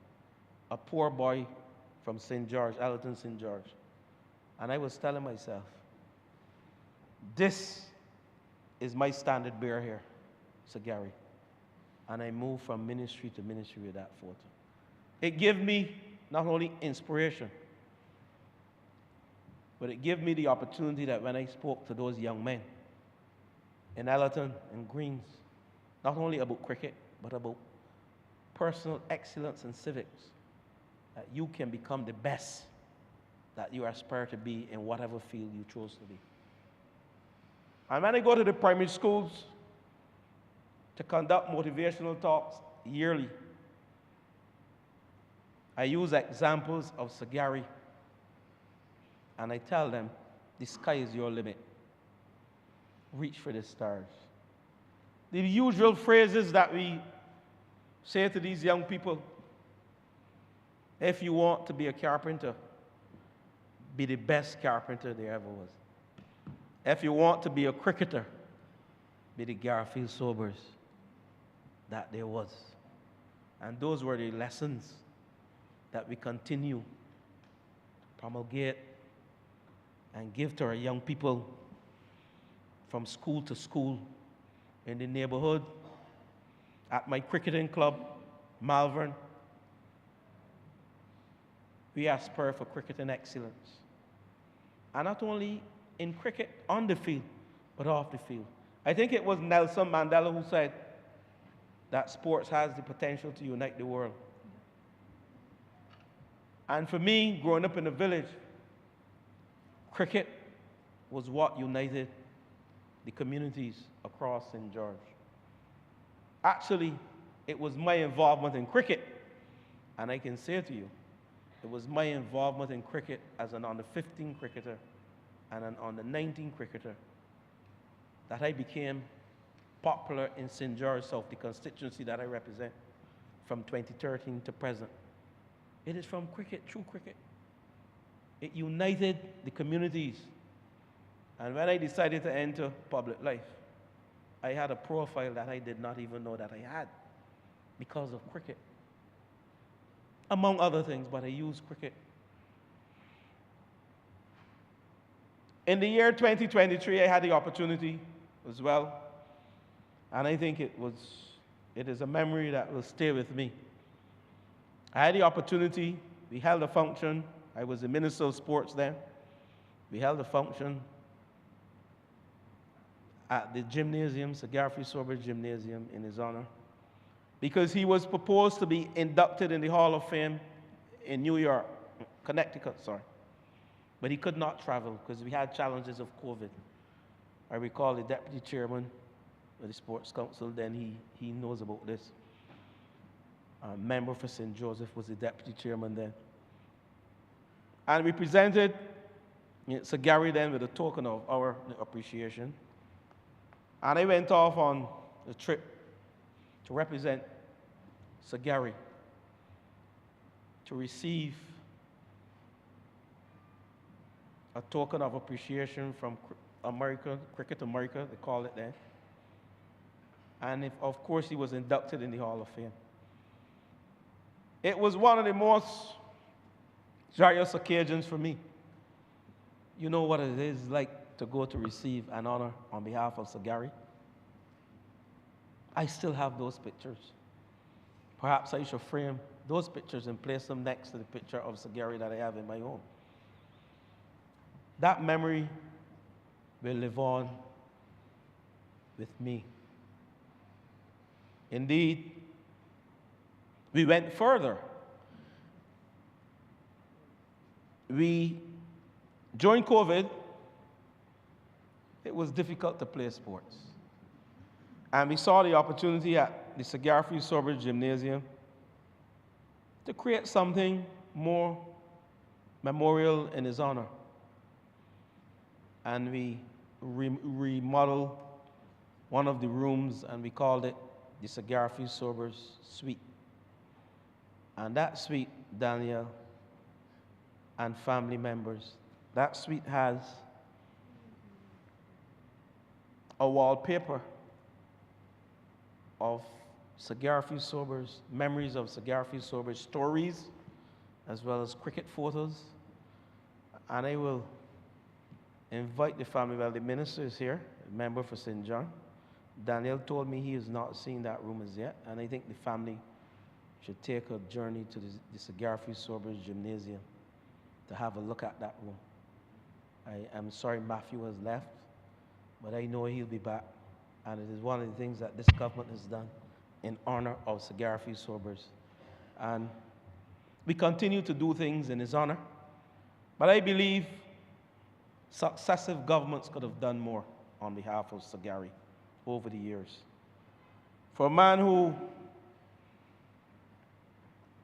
has captured the imagination of not only cricketing nations across the world, but other nations, as the greatest cricketer ever, the greatest cricketer the world has ever seen. I believe more could have been done for him during his lifetime here on this earth. And this is not criticizing any person in particular. But sometimes we lose sight of these things because as days go by, we too glorify in his excellence And we don't often stop and say, hey, look, I believe this can be done or should be done. And I'm happy to know that this government will rename the Bear Primary School in his honor. But I believe a lot more should have been done then. Between those years, those glory years, where cricket placed Barbados on the map as one of the greatest cricketing nations, or the greatest cricketing nation there ever was back in the 60s and the 70s. Not only Sir Gary, but the other legends and the other icons who brought such fame and honor to this country. But the complete cricketer that Sir Gary was, he was not simply the batsman, and I heard the member for St. Michael Southeast and also the Prime Minister this morning. He was a bowler, a fielder, and he was a wicket keeper. But for me, the greatest honor was the humility, the vibrancy, the nobility of spirit, and the versatility of accomplishment. Sir Garfield Sobers was a simple and humble man who had time for every person, even vagrants. And that's the measure of the man. And I want to say, as I close this morning, his innings was well played. It was a magnificent innings. He had a magnificent life. And his legacy will never be out. On behalf of the people of St. George South,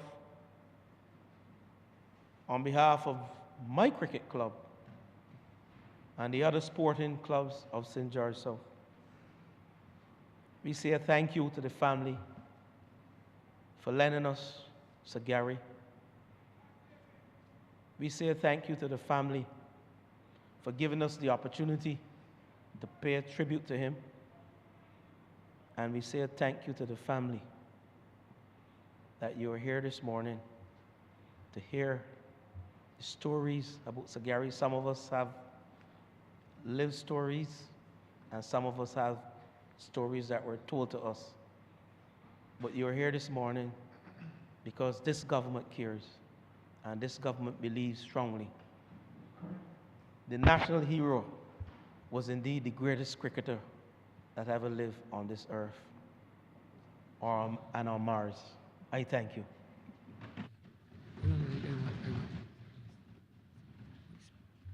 Honourable Member for St. John.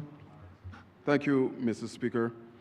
I too want to rise to pay tribute to the great man. When I took up the role as Minister of Sports, one of the first things I did was to travel to Sir Garfield's house with Jamal Smith, because at that time, the tournament that carried his name was on pause, and I felt a need to restart that particular tournament. So we went to his home, one, to get his blessings to restart, and two, to make sure that he signed off on that tournament. And a couple of things struck me on that day. The first one was fear, I must say, because when we got to the house, there was a big dog, and he said, no worries, and we proceeded to join him on the inside. The other thing was the fact that we were in the presence of the GOAT in relation to cricket, and I will break that down a little further. And the fact that this man was so humble, and based on all of the information that I would have received before in terms of the fact that he came from humble beginnings, I think that probably was the only thing that he and I had in common. But there's a template that he left on this rock in relation to sportsmen and how they should traverse that journey in sports. Now, my sport is basketball, and the jury is still out in relation to who is the GOAT in basketball. You hear Michael Jordan, you hear Magic Johnson, Kareem Abdul-Jabbar, and it goes on and on. In cricket, from my research and what we in sports call the GOAT, it is very, very evident that Sir Garfield was that individual. And I will share, Mr. Speaker, from my notes, the attributes of those that we deem to be the GOAT as it relates to sports. And for those persons who are not initiated in sports, GOAT, the greatest of all time. And you know, there's some areas that I will call here, and the truth is that in basketball, if I was to run this particular list, there's several of the areas here that would not pertain to those names that I just called. But when I was doing this, I recognized that every single one can be attributed to Sir Garfield Sobers. One, exceptional performance, and this relates to consistently performing at the highest level against top competition. Box tick. Outstanding achievements, and I don't need to go over that because you would have heard this morning, winning major championships, titles, medals, and setting records. Box tick. Longevity. The fact that he was able to sustain the high level for such a long period of time, maintain elite performance over many years rather than just a short peak. And we know individuals that they come and they impact at a particular point in time and then they fade. This was not so with the great one. Consistency, number 4, delivers excellent results season after season for a prolonged period. Number 5, skill and talent. Clearly, it was embedded in the great one. Display extraordinary technical ability, athleticism, and game intelligence. Number 6, mental toughness. Perform well under pressure and at the biggest moments. And this was part of his forte. Number 7, leadership. Inspires teammates, set high standards, and often elevate those around him. Mr. Speaker, in team sport, and I dabble in coaching at some point in time, you always require one of your players to be that individual to step forth and be able to guide the others to the finish line. Number 8, work ethics and discipline. Demonstrates dedication to training, preparation, and continuous improvement. And from all that we would have read and all that I would have heard, this is something that was innate within Sir Garfield Sobers. Adaptability. Succeeds despite changes in opponents, rules, or difficult conditions. And it is obvious from what we would have seen and heard that he was able to transcend any particular condition on a given day that he was playing cricket. Sportsmanship. Shows respect for opponents, officials, teammates, and the spirit of the game. This, again, was part of that great one's journey. The influence on the sport, changes how the game is played, inspired future generations, or grow the sport's popularity. And we would have heard before how many people would have wanted to mimic Sir Garfield in terms of his contribution and what he did. Number 12, resilience. Overcome setbacks such as injuries, defeat, or personal challenges, and return to excel. Mr. Speaker, 12 attributes of those sporting icons that we attach that label, the GOAT, to. And clearly, like I said, every single one of those can be ticked by Sir Garfield Sobers. Mr. Speaker, government is cognizant of the fact that cricket is part of our DNA in Barbados, and we are doing some stuff at the Ministry of Sports and as a government to ensure that we are able to have maybe someone emerge in relation to mimicking some of the things that I identify here. The truth is that I'm not sure that we will find that particular cricketer who will hit every single one of these areas that I would have identified. I hope that that is the case, but I know how difficult it is to aspire to hit 12 areas that you can reach the stage of being called a GOAT. But what is it that we're doing? The National Sports Council, we have the Herman Griffith tournament that is up and running. And one of the things that we're doing there is hoping that talent identification, and the honorable member for St. James South would have mentioned that talent identification is in place because one of the things that we're trying to do is to unearth those diamonds in the rough to make sure that we can have the continuity of cricket being played on island at a very high standard. One of the other things that the government is doing, we have started the process of developing the Old Blenheim Sports Council complex where we have 5 practice pitches at that location, in addition to 2 bowling machines and video cameras, to make it possible that those youngsters who are really interested in cricket will have a location, a facility where they can go and practice to the highest level. I heard one of the honourable members before who mentioned the fact that Sir Garfield's mode of transportation back then was a bicycle.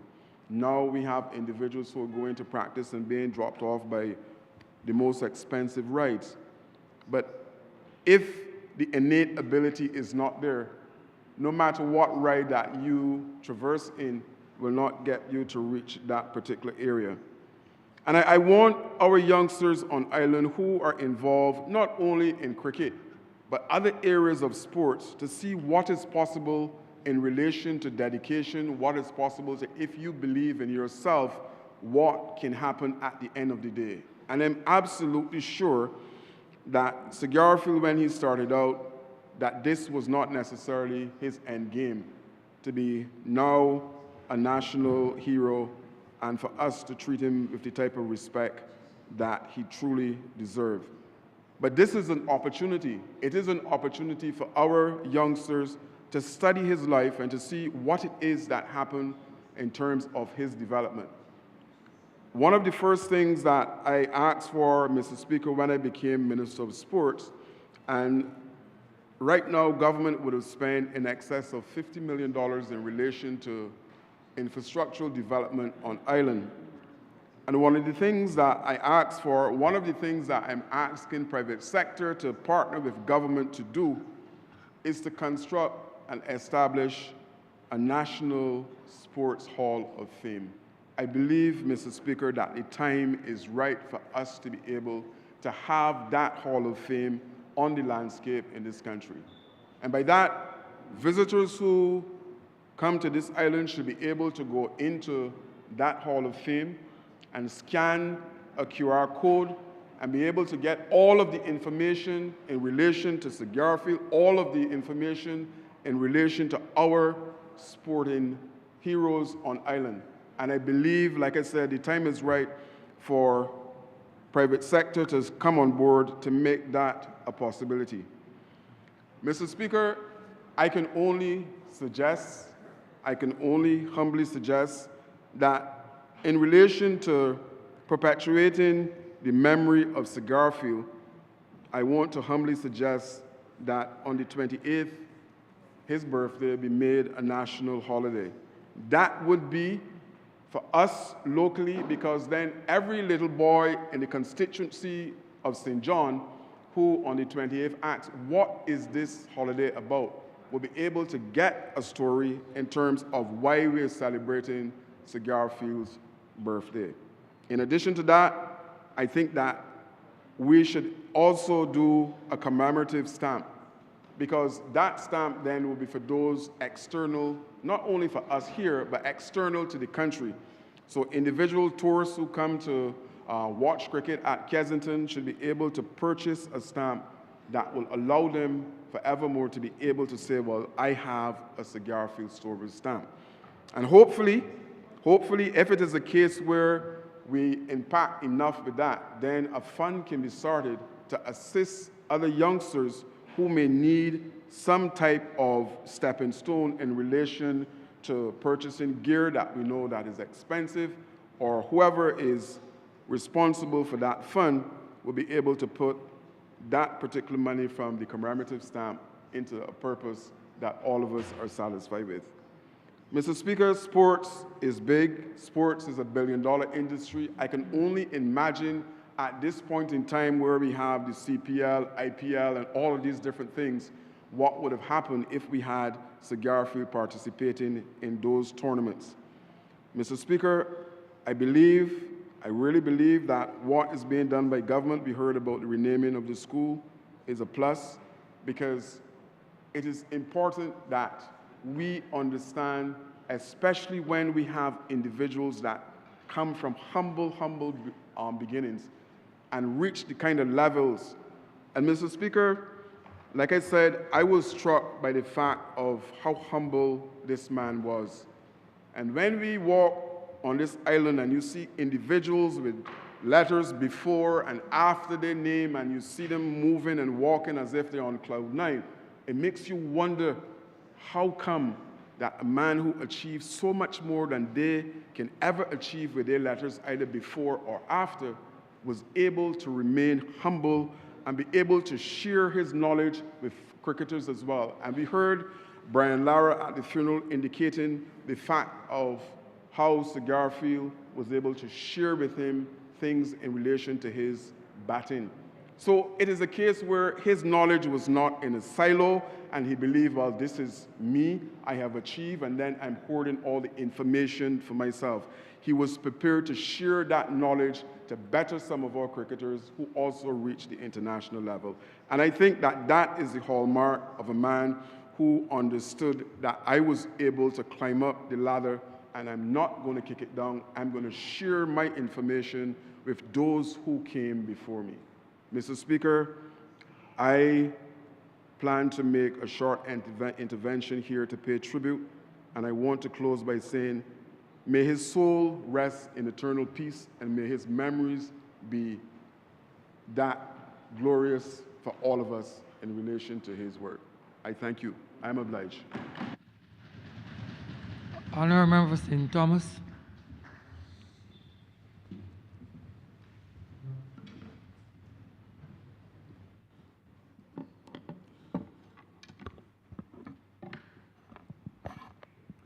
Mr. Speaker, I rise in solemn reverence to mark the passing of the Right Excellent Sir Garfield St. Auburn Sobers, a national hero of Barbados, a global sporting icon, a son of the working class, whose bat and ball became instruments of liberation, dignity, and pride for the peoples of the Caribbean.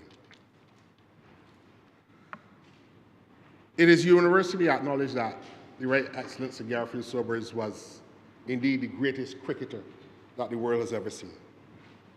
And some would be tempted to argue that he was something far more than the world's greatest cricketer. And why do I place that statement, which may sound like a paradox, at the beginning of my tribute, sir? I come today, sir, to make this tribute and confess that I am a convert and strong believer and committed to the school of the great man C.L.R. James, who wrote in that famous book, Beyond the Boundary, what do they know of cricket who only cricket know? He was obviously then inspired by Kipling's poem, The English Flag, which was written before that book by C.L.R. James to celebrate the British Empire and its global reach. But what C.L.R. James meant when he said, what do they know of cricket who only cricket know, was that if you truly understood the game, you're not just looking at the scores and the rules or the performances of the players. To know cricket, you must understand the history, the politics, the race, and the society, because it represented something far more transcendent. And Sir Garfield, if I may call him that for the rest of this tribute, was more symbolical than cricket. He was the first internationally global icon that this nation has ever produced, and indeed our West Indian society has produced. 3 years before Sir Garfield Sobers was born here in Barbados. One of the first great West Indian cricketers, Sir Larry Constantine, wrote a book, his autobiography called Cricket and I. And in that book, Mr. Speaker, he said that cricket was the most glaring example of a black man being kept in his place. And that is the first thing that we will change. It was an affirmation that those great cricketers understood that it was more than a game. It was a sport introduced by the colonizer, a sport designed to reinforce the imperial hierarchies and enforce cultural domination. For decades, it remained the preserve of the elites. In the very community in the Bayland in which Sir Garfield was born and raised,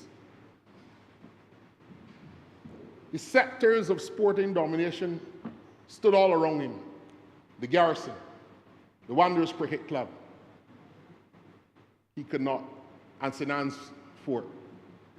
He could not enter into those institutions to play any sport.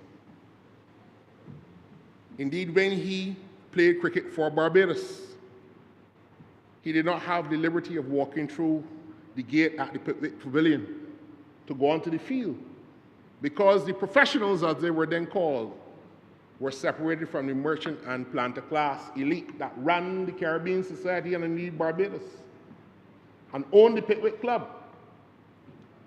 They had to walk through the back door, go through between the two stands to enter the field, because only the entrance to the field was the preserve of the whites. And I begin this way because Sir Garfield transcended that. How can a dismembered people be remembered? How can they relaunch themselves from a world of non-being in a colonial era into a world of being? How can these peoples recapture their social and historical identity? How can they recapture their language and their knowledge systems? It is a fact, sir, that the dismemberment of the colonial peoples who suffered for hundreds of years under the system of slavery, and then in the process after slavery, prior to independence, an era in which Sir Garfield was born. That dismemberment simultaneously fueled the development of Europe, but also dislocated the African peoples from the continent and fragmented us into a number of Caribbean societies. This was the social era in which Sir Garfield emerged. But in the Caribbean, sir, cricket is indeed more profound than that. While it is true that our societies have been transformed by cricket, it is fair to say that cricket has been transformed by the Caribbean society. And Sir Garfield, sir, lies at the apex of that transformation. Our people transformed cricket, sir, into a stage of resistance. That is why Constantine wrote, it is the first thing we will have to change in the social structure of the Caribbean societies. We change it, sir, from a dull, boring tedium of medium pace and unflattering cricket, and transformed it into a stage of resistance, a theater of emancipation, and a platform for excellence that shattered social distinctions in Caribbean societies like race and class and the cultural stereotypes that were the hallmark of the Victorian era, the prototype of the fledgling British colonies across the world. And sir, that is the world in which Sir Garfield was born. And when the Honourable Member for St. Michael South Central referred to Frank, The legendary Frank, who was the man on the bicycle. The legend is, sir, that even before he made his debut for Barbados, he was such a legend that he never went a weekend without scoring 100. And even if he would fail at a cricket match, Frank was there on a bicycle to take him as soon as he got out to another match, because 2 and 3 and 4 teams wrote him down in the 11 because he was such a prodigious talent.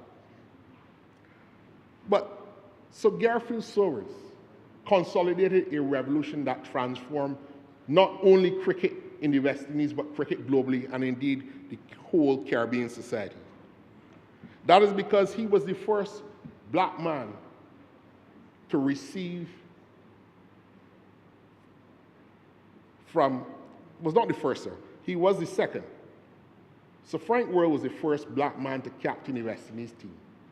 Because all until 1960, as great as the 3Ws were, as great as George Henley was, and the team that emerged in the 1950s from 1948 onwards, we beat England for the first time at Lord's in 1950.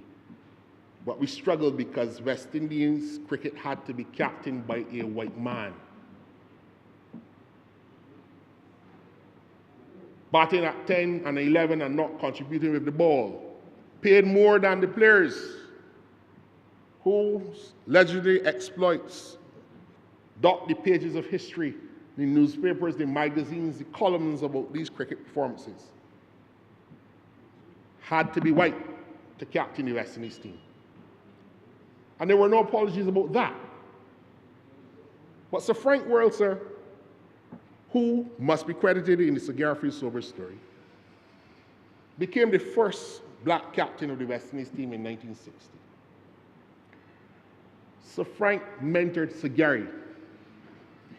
Not only did Sir Gary succeed Sir Frank as the West Indies captain in 1963, but Sir Gary succeeded Sir Frank at the Radcliffe Cricket Club in the Lancashire Leagues. And many, many stories are told and written in the biographies of both Sir Frank and Sir Gary as to how that father figure, that mentorship, led to the development of this prodigious talent that was not allowed to go astray by the village academy, starting with Frank, the bicycle man, and Sir Frank, the captain. They roomed together. When Sir Frank came back into the team, Sir Frank Worrell, because he too had a brush with the cricket authorities demanding equal and better pay and treatment for the black professionals in the West Indies team in the 1940s and 50s, and was told by the West Indian planter elite that ran the cricket, boy, know your place. And Frank was committed to Constantine's mission of cricket being the glaring example of a black man being kept in his place. That is the first thing we will change. Took a sabbatical and went to the University of Manchester and came back to West Indies cricket after captaining the Commonwealth team tour to India and captaining the rest of the world. Could not captain Barbados, Sir Frank. Could not captain the West Indies, but was captaining the rest of the world on tours to India and Pakistan and Sri Lanka at the time. Recognized for his great skill, opening up the doors for this prodigy called Sir Garfield Sobers to come. So when Sir Garfield is rooming with Sir Frank, you got to understand that in the making of this man in whom we pay tribute today, the foundation was laid by a village academy that included Frank on the bicycle and Sir Frank Worrell, the leader.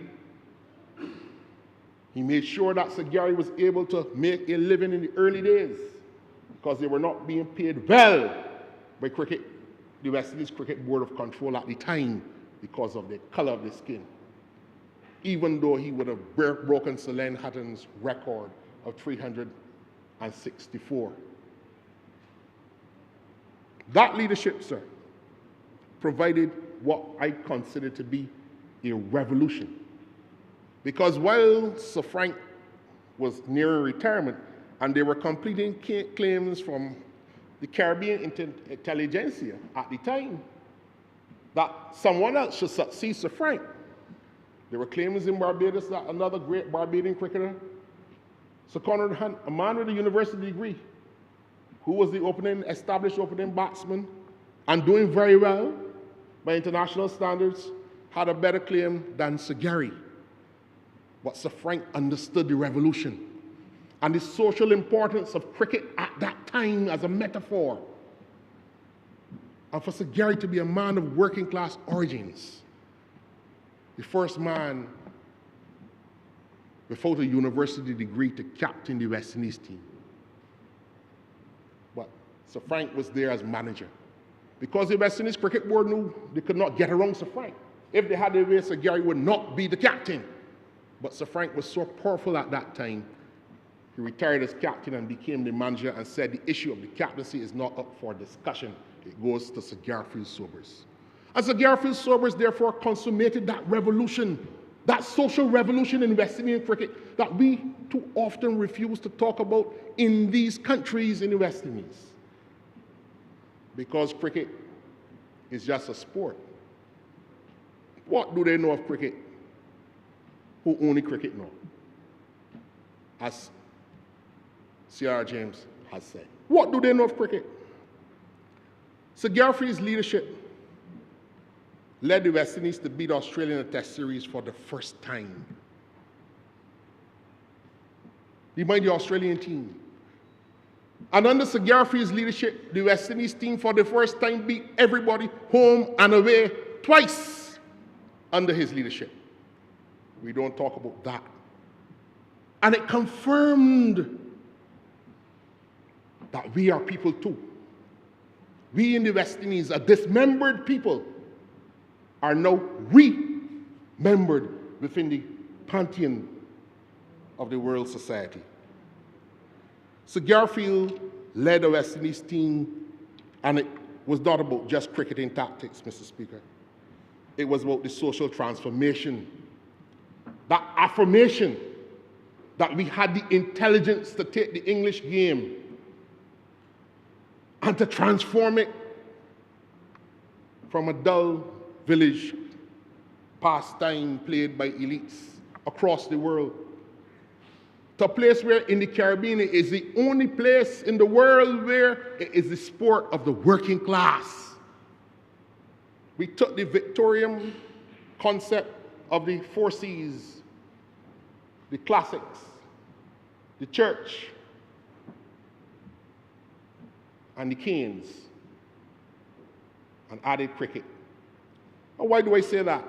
The English came with their cultural baggage. They brought the Victorian education system, the elite schools, where the Honourable Member for St. Michael South Central made the point. It was played only in the elite schools. It was not a national pastime all across the British Empire. The classics, that's the education system. The Anglican Church, High Church Anglicanism, was spread by the empire to be the national state religion. And the canes represents the social economic mode of production in the plantation societies. But cricket too was part of the English baggage of colonization and colonialism. But it is only in the West Indies that these great men, starting with George Headley and Constantine in the early 1920s and 30s, consummated by Sir Frank and led to its most magnificent apex by Sir Garfield Sobers in the 1960s to complete that social transformation where those persons who were located in the gullies and on the beaches and on the byways who could not get into the cricket clubs. Sir Garfield didn't get into the established cricket clubs because he could not be a member, not even of the black cricket clubs, the middle-class clubs like Spartan and Empire, who had West Indian cricketers at the time. So he had, at 16 years, to go and play for the police band. Captain Farmer, whose name was mentioned today, was a Barbadian cricketer, police chief at the time, but a member of Wanderers, where just a stone's throw away from the Bayland, it would have been impossible for Sir Garfield to play at. But these great men led that transformation, Mr. Speaker. Sir Garfield's cricket, sir, was bold and exciting and enthralling, sir. He played with artistry. If you watch the videos, you see a languidness, a powerful languidness, redefining what the game could be. 6 sixes in an over, effortless batting, never committing to the front foot, the mastery of bowling, the leopard-like movements in the field to catch close to the wicket or at any other point. These were not just feats of sports. They were declarations of freedom. A freedom in which he evolved in a society that did not afford him at the time the ability to make a living off of the game that he became the best in the world. Sir Frank, Sir Gary, and those titans, they told the world that black people and brown people of the Caribbean, once enslaved, once colonized, could reach the halcyon heights of international cricket. And no one in the world did it better than Sir Gary. They brought, sir, the colonial mood, turning the game into Caribbean identity, resilience, and creativity. And it forced the world to change the rules. Not only did they change the one bouncer over rules, but for the first time in the middle of a test match, at Lord's, the MCC met to change the LBW rules. I believe it would be Gravy and them came up with big pads to blunt the West Indian bowlers, and the umpires refused to give them up because they changed the rules in the middle of the game because these people from the colonies were beating them at their own game. These are stories, Mr. Speaker, that we do not tell often enough because the rules of international law, morality, the conduct of war, the conduct of business and finance are often changed to our disadvantage, and that has never changed. Cricket is the most glaring example of a black man being kept in his place, and that is the first thing that we will have to change. Remain, sir, an enduring metaphor.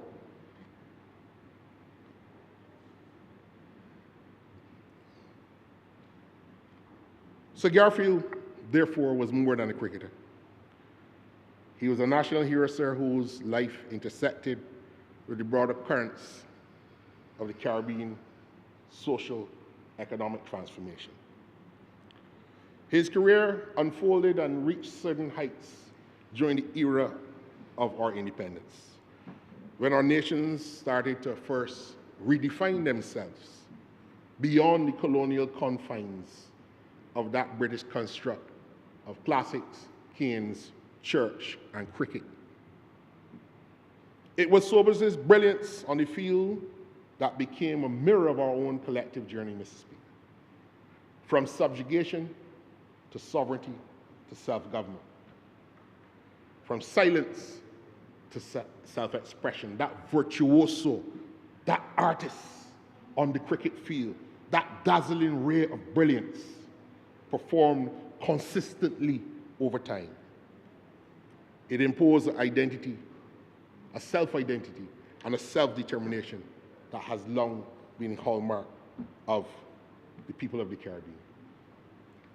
It built up the confidence that later generations led by Lloyd and Richards in the early days, sir, after independence and self-government came to the Caribbean nations to lead the world in resistance to the continuing of the colonial experiment long past, the time when the world recognized that injustice was still the order of the day. Mr. Speaker, in mourning the Right Excellent Sir Garfield Sobers, this Parliament today celebrates a life that was both extraordinary and emblematic. He was the finest cricketer the world has ever seen, Mr. Speaker. But more importantly, he was the symbol of a Caribbean culture, a Caribbean vibe, a Caribbean ethos, a spirit that carried the hopes of many people of the region and I hope will remain an enduring symbol of who we are. He was a national hero whose life intersected the broader dimensions of the Caribbean political and social transformation.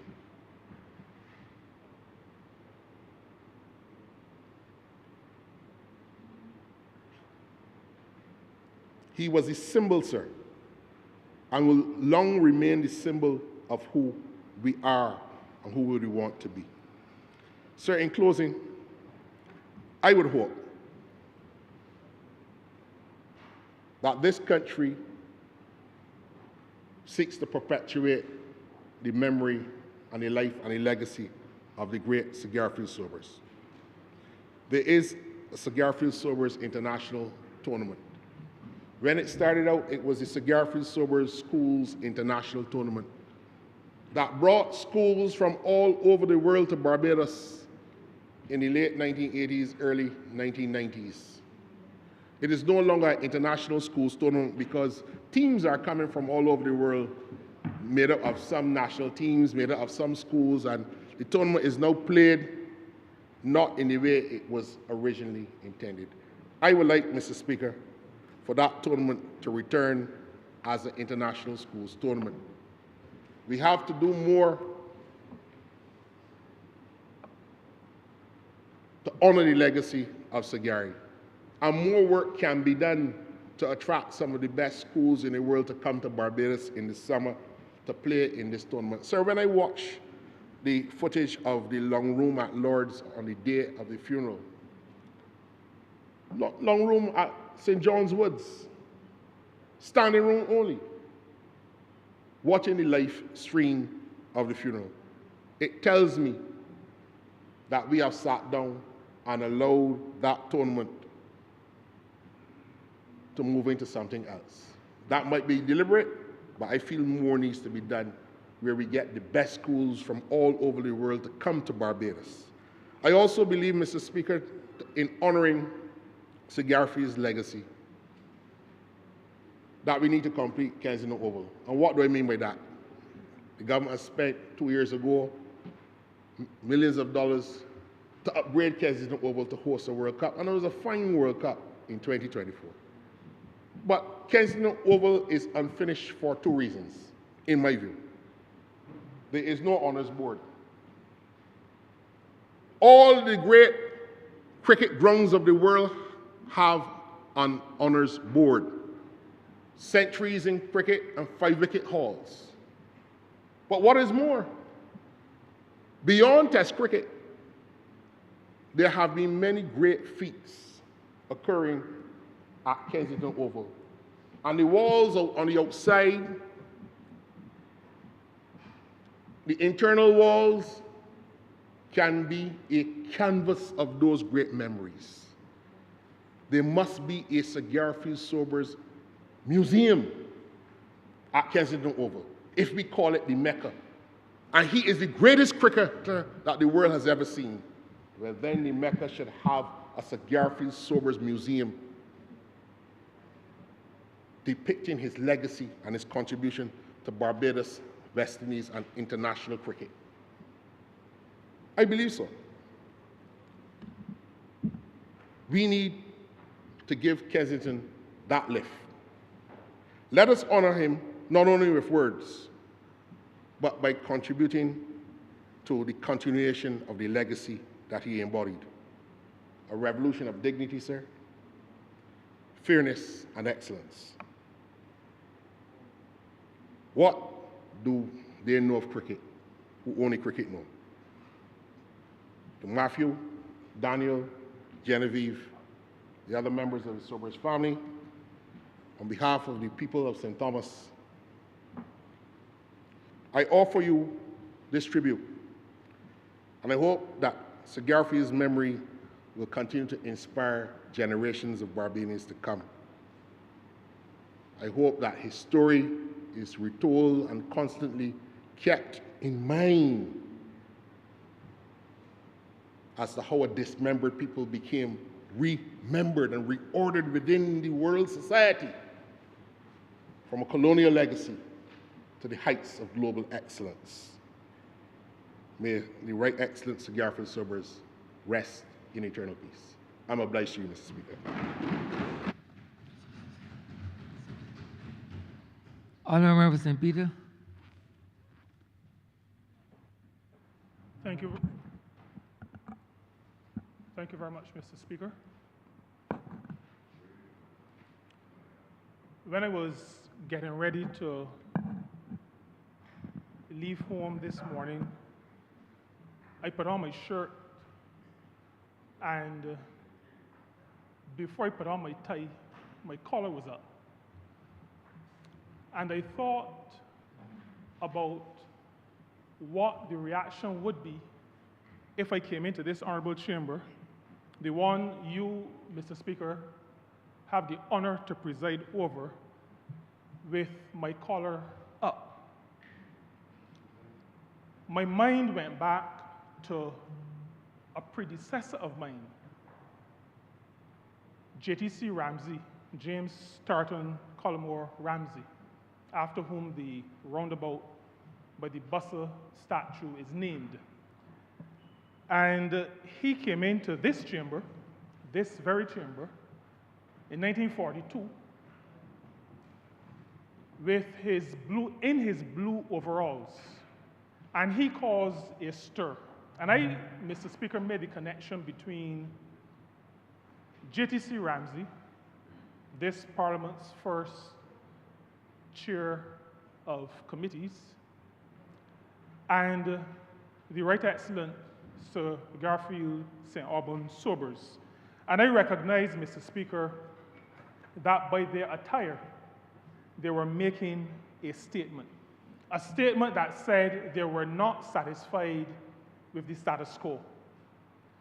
And while they did not have the kind of influence maybe in the society at the time when they began to make the statement, they developed a method of making a very strong statement, a statement that said, we are here to change things. We are here to make a difference. Now, Mr. Speaker, I did not know Sir Garfield as a friend because, I mean, we were obviously in different eras. But I got to know him in my tourism life on the stand at World Travel Market. Sir Gary on the stand, on the Barbados stand at World Travel Market, meant that all roads led in that large facility in London, all roads led to the Barbados stand. All roads led to the Barbados stand because a global icon was on the stand, was present, and was there engaging with everybody who would come to the stand. His draw, and it's been said by a number of persons who have already spoken, but decades after he played his last match, there were still people lining up to touch him, to shake his hand, to get an autograph, because his greatness appeared to transcend time. That was the measure of the man who we honor today in this tribute in this honorable chamber. But Mr. Speaker, in this short presentation, this short tribute, I want to speak to a matter that arose when he was originally chosen to be our national hero in 1998. And this is the way that I will present my thinking. Mr. Speaker, I want you to allow me to say that I am glad that Sir Garfield St. Auburn Sobers was not a perfect man.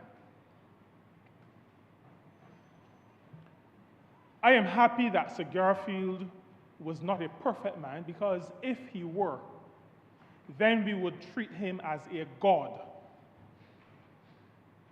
I am glad he was not a perfect man, because as a mortal like me, he represents for me and all others what an imperfect being can do with the application of discipline and hard work added to natural ability and talent.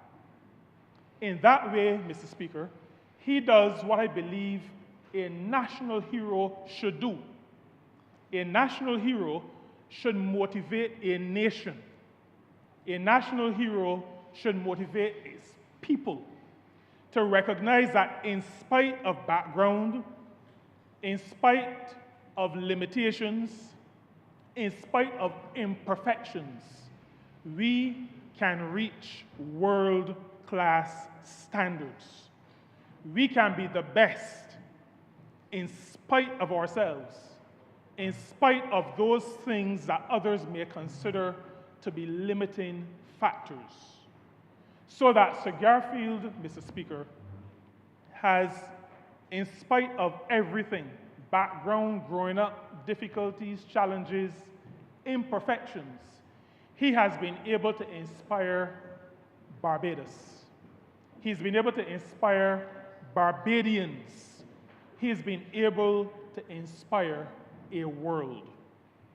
And Mr. Speaker, standing here representing the constituency of St. Peter, coming after JTC Ramsey, I can say to you that the late Right Excellent Sir Garfield St. Alban Sobers has inspired many in St. Peter. Sir Garfield Sobers inspired great cricketers like Keith Boyce, with whom he played for a short time. Inspired Keith Boyce. Sir Garfield inspired Gordon Greenidge. These are all cricketers from St. Peter. Sir Garfield inspired Pamela Levine, Mark Levine, Pedro Collins, Corey Cullimore, Kirk Edwards, Omar Phillips. Sir Garfield Sobers is still inspiring constituents who I represent. And so, Mr. Speaker, I can tell you that the CJM ASAP Builders Boscobel, this is now a Division I cricket team, is also inspired by the exploits, by the example of our late national hero, Sir Garfield St. Alban Sobers.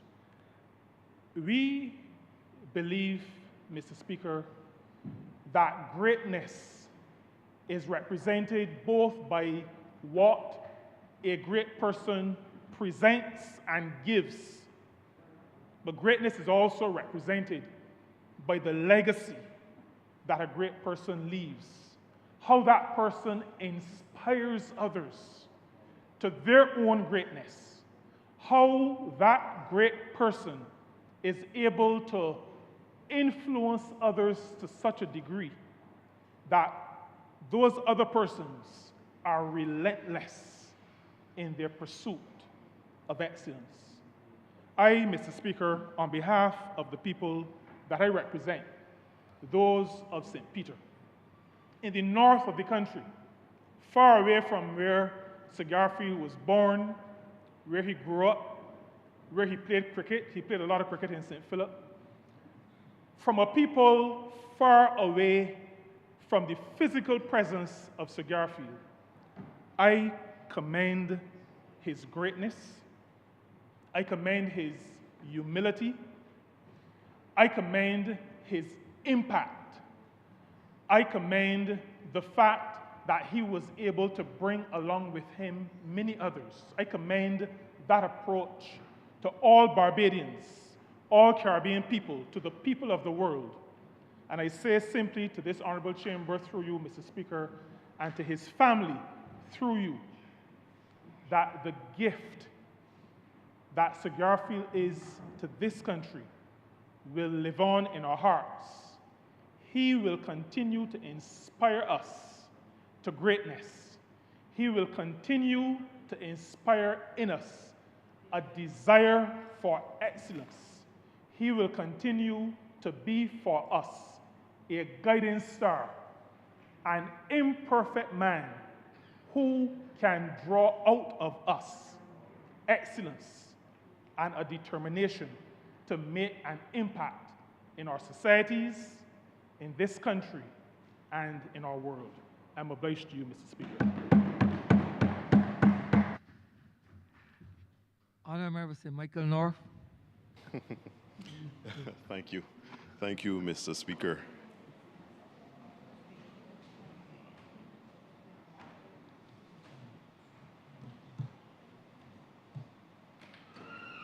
Honourable Leader, Government Business. To apologize, Honourable Member. I did suspension. The question is that this honourable chamber be suspended until 3 p.m. All those honourable members in favor, please say aye. Those against, please say no. Me think the ayes have it. This honourable chamber stands suspended until 3 p.m.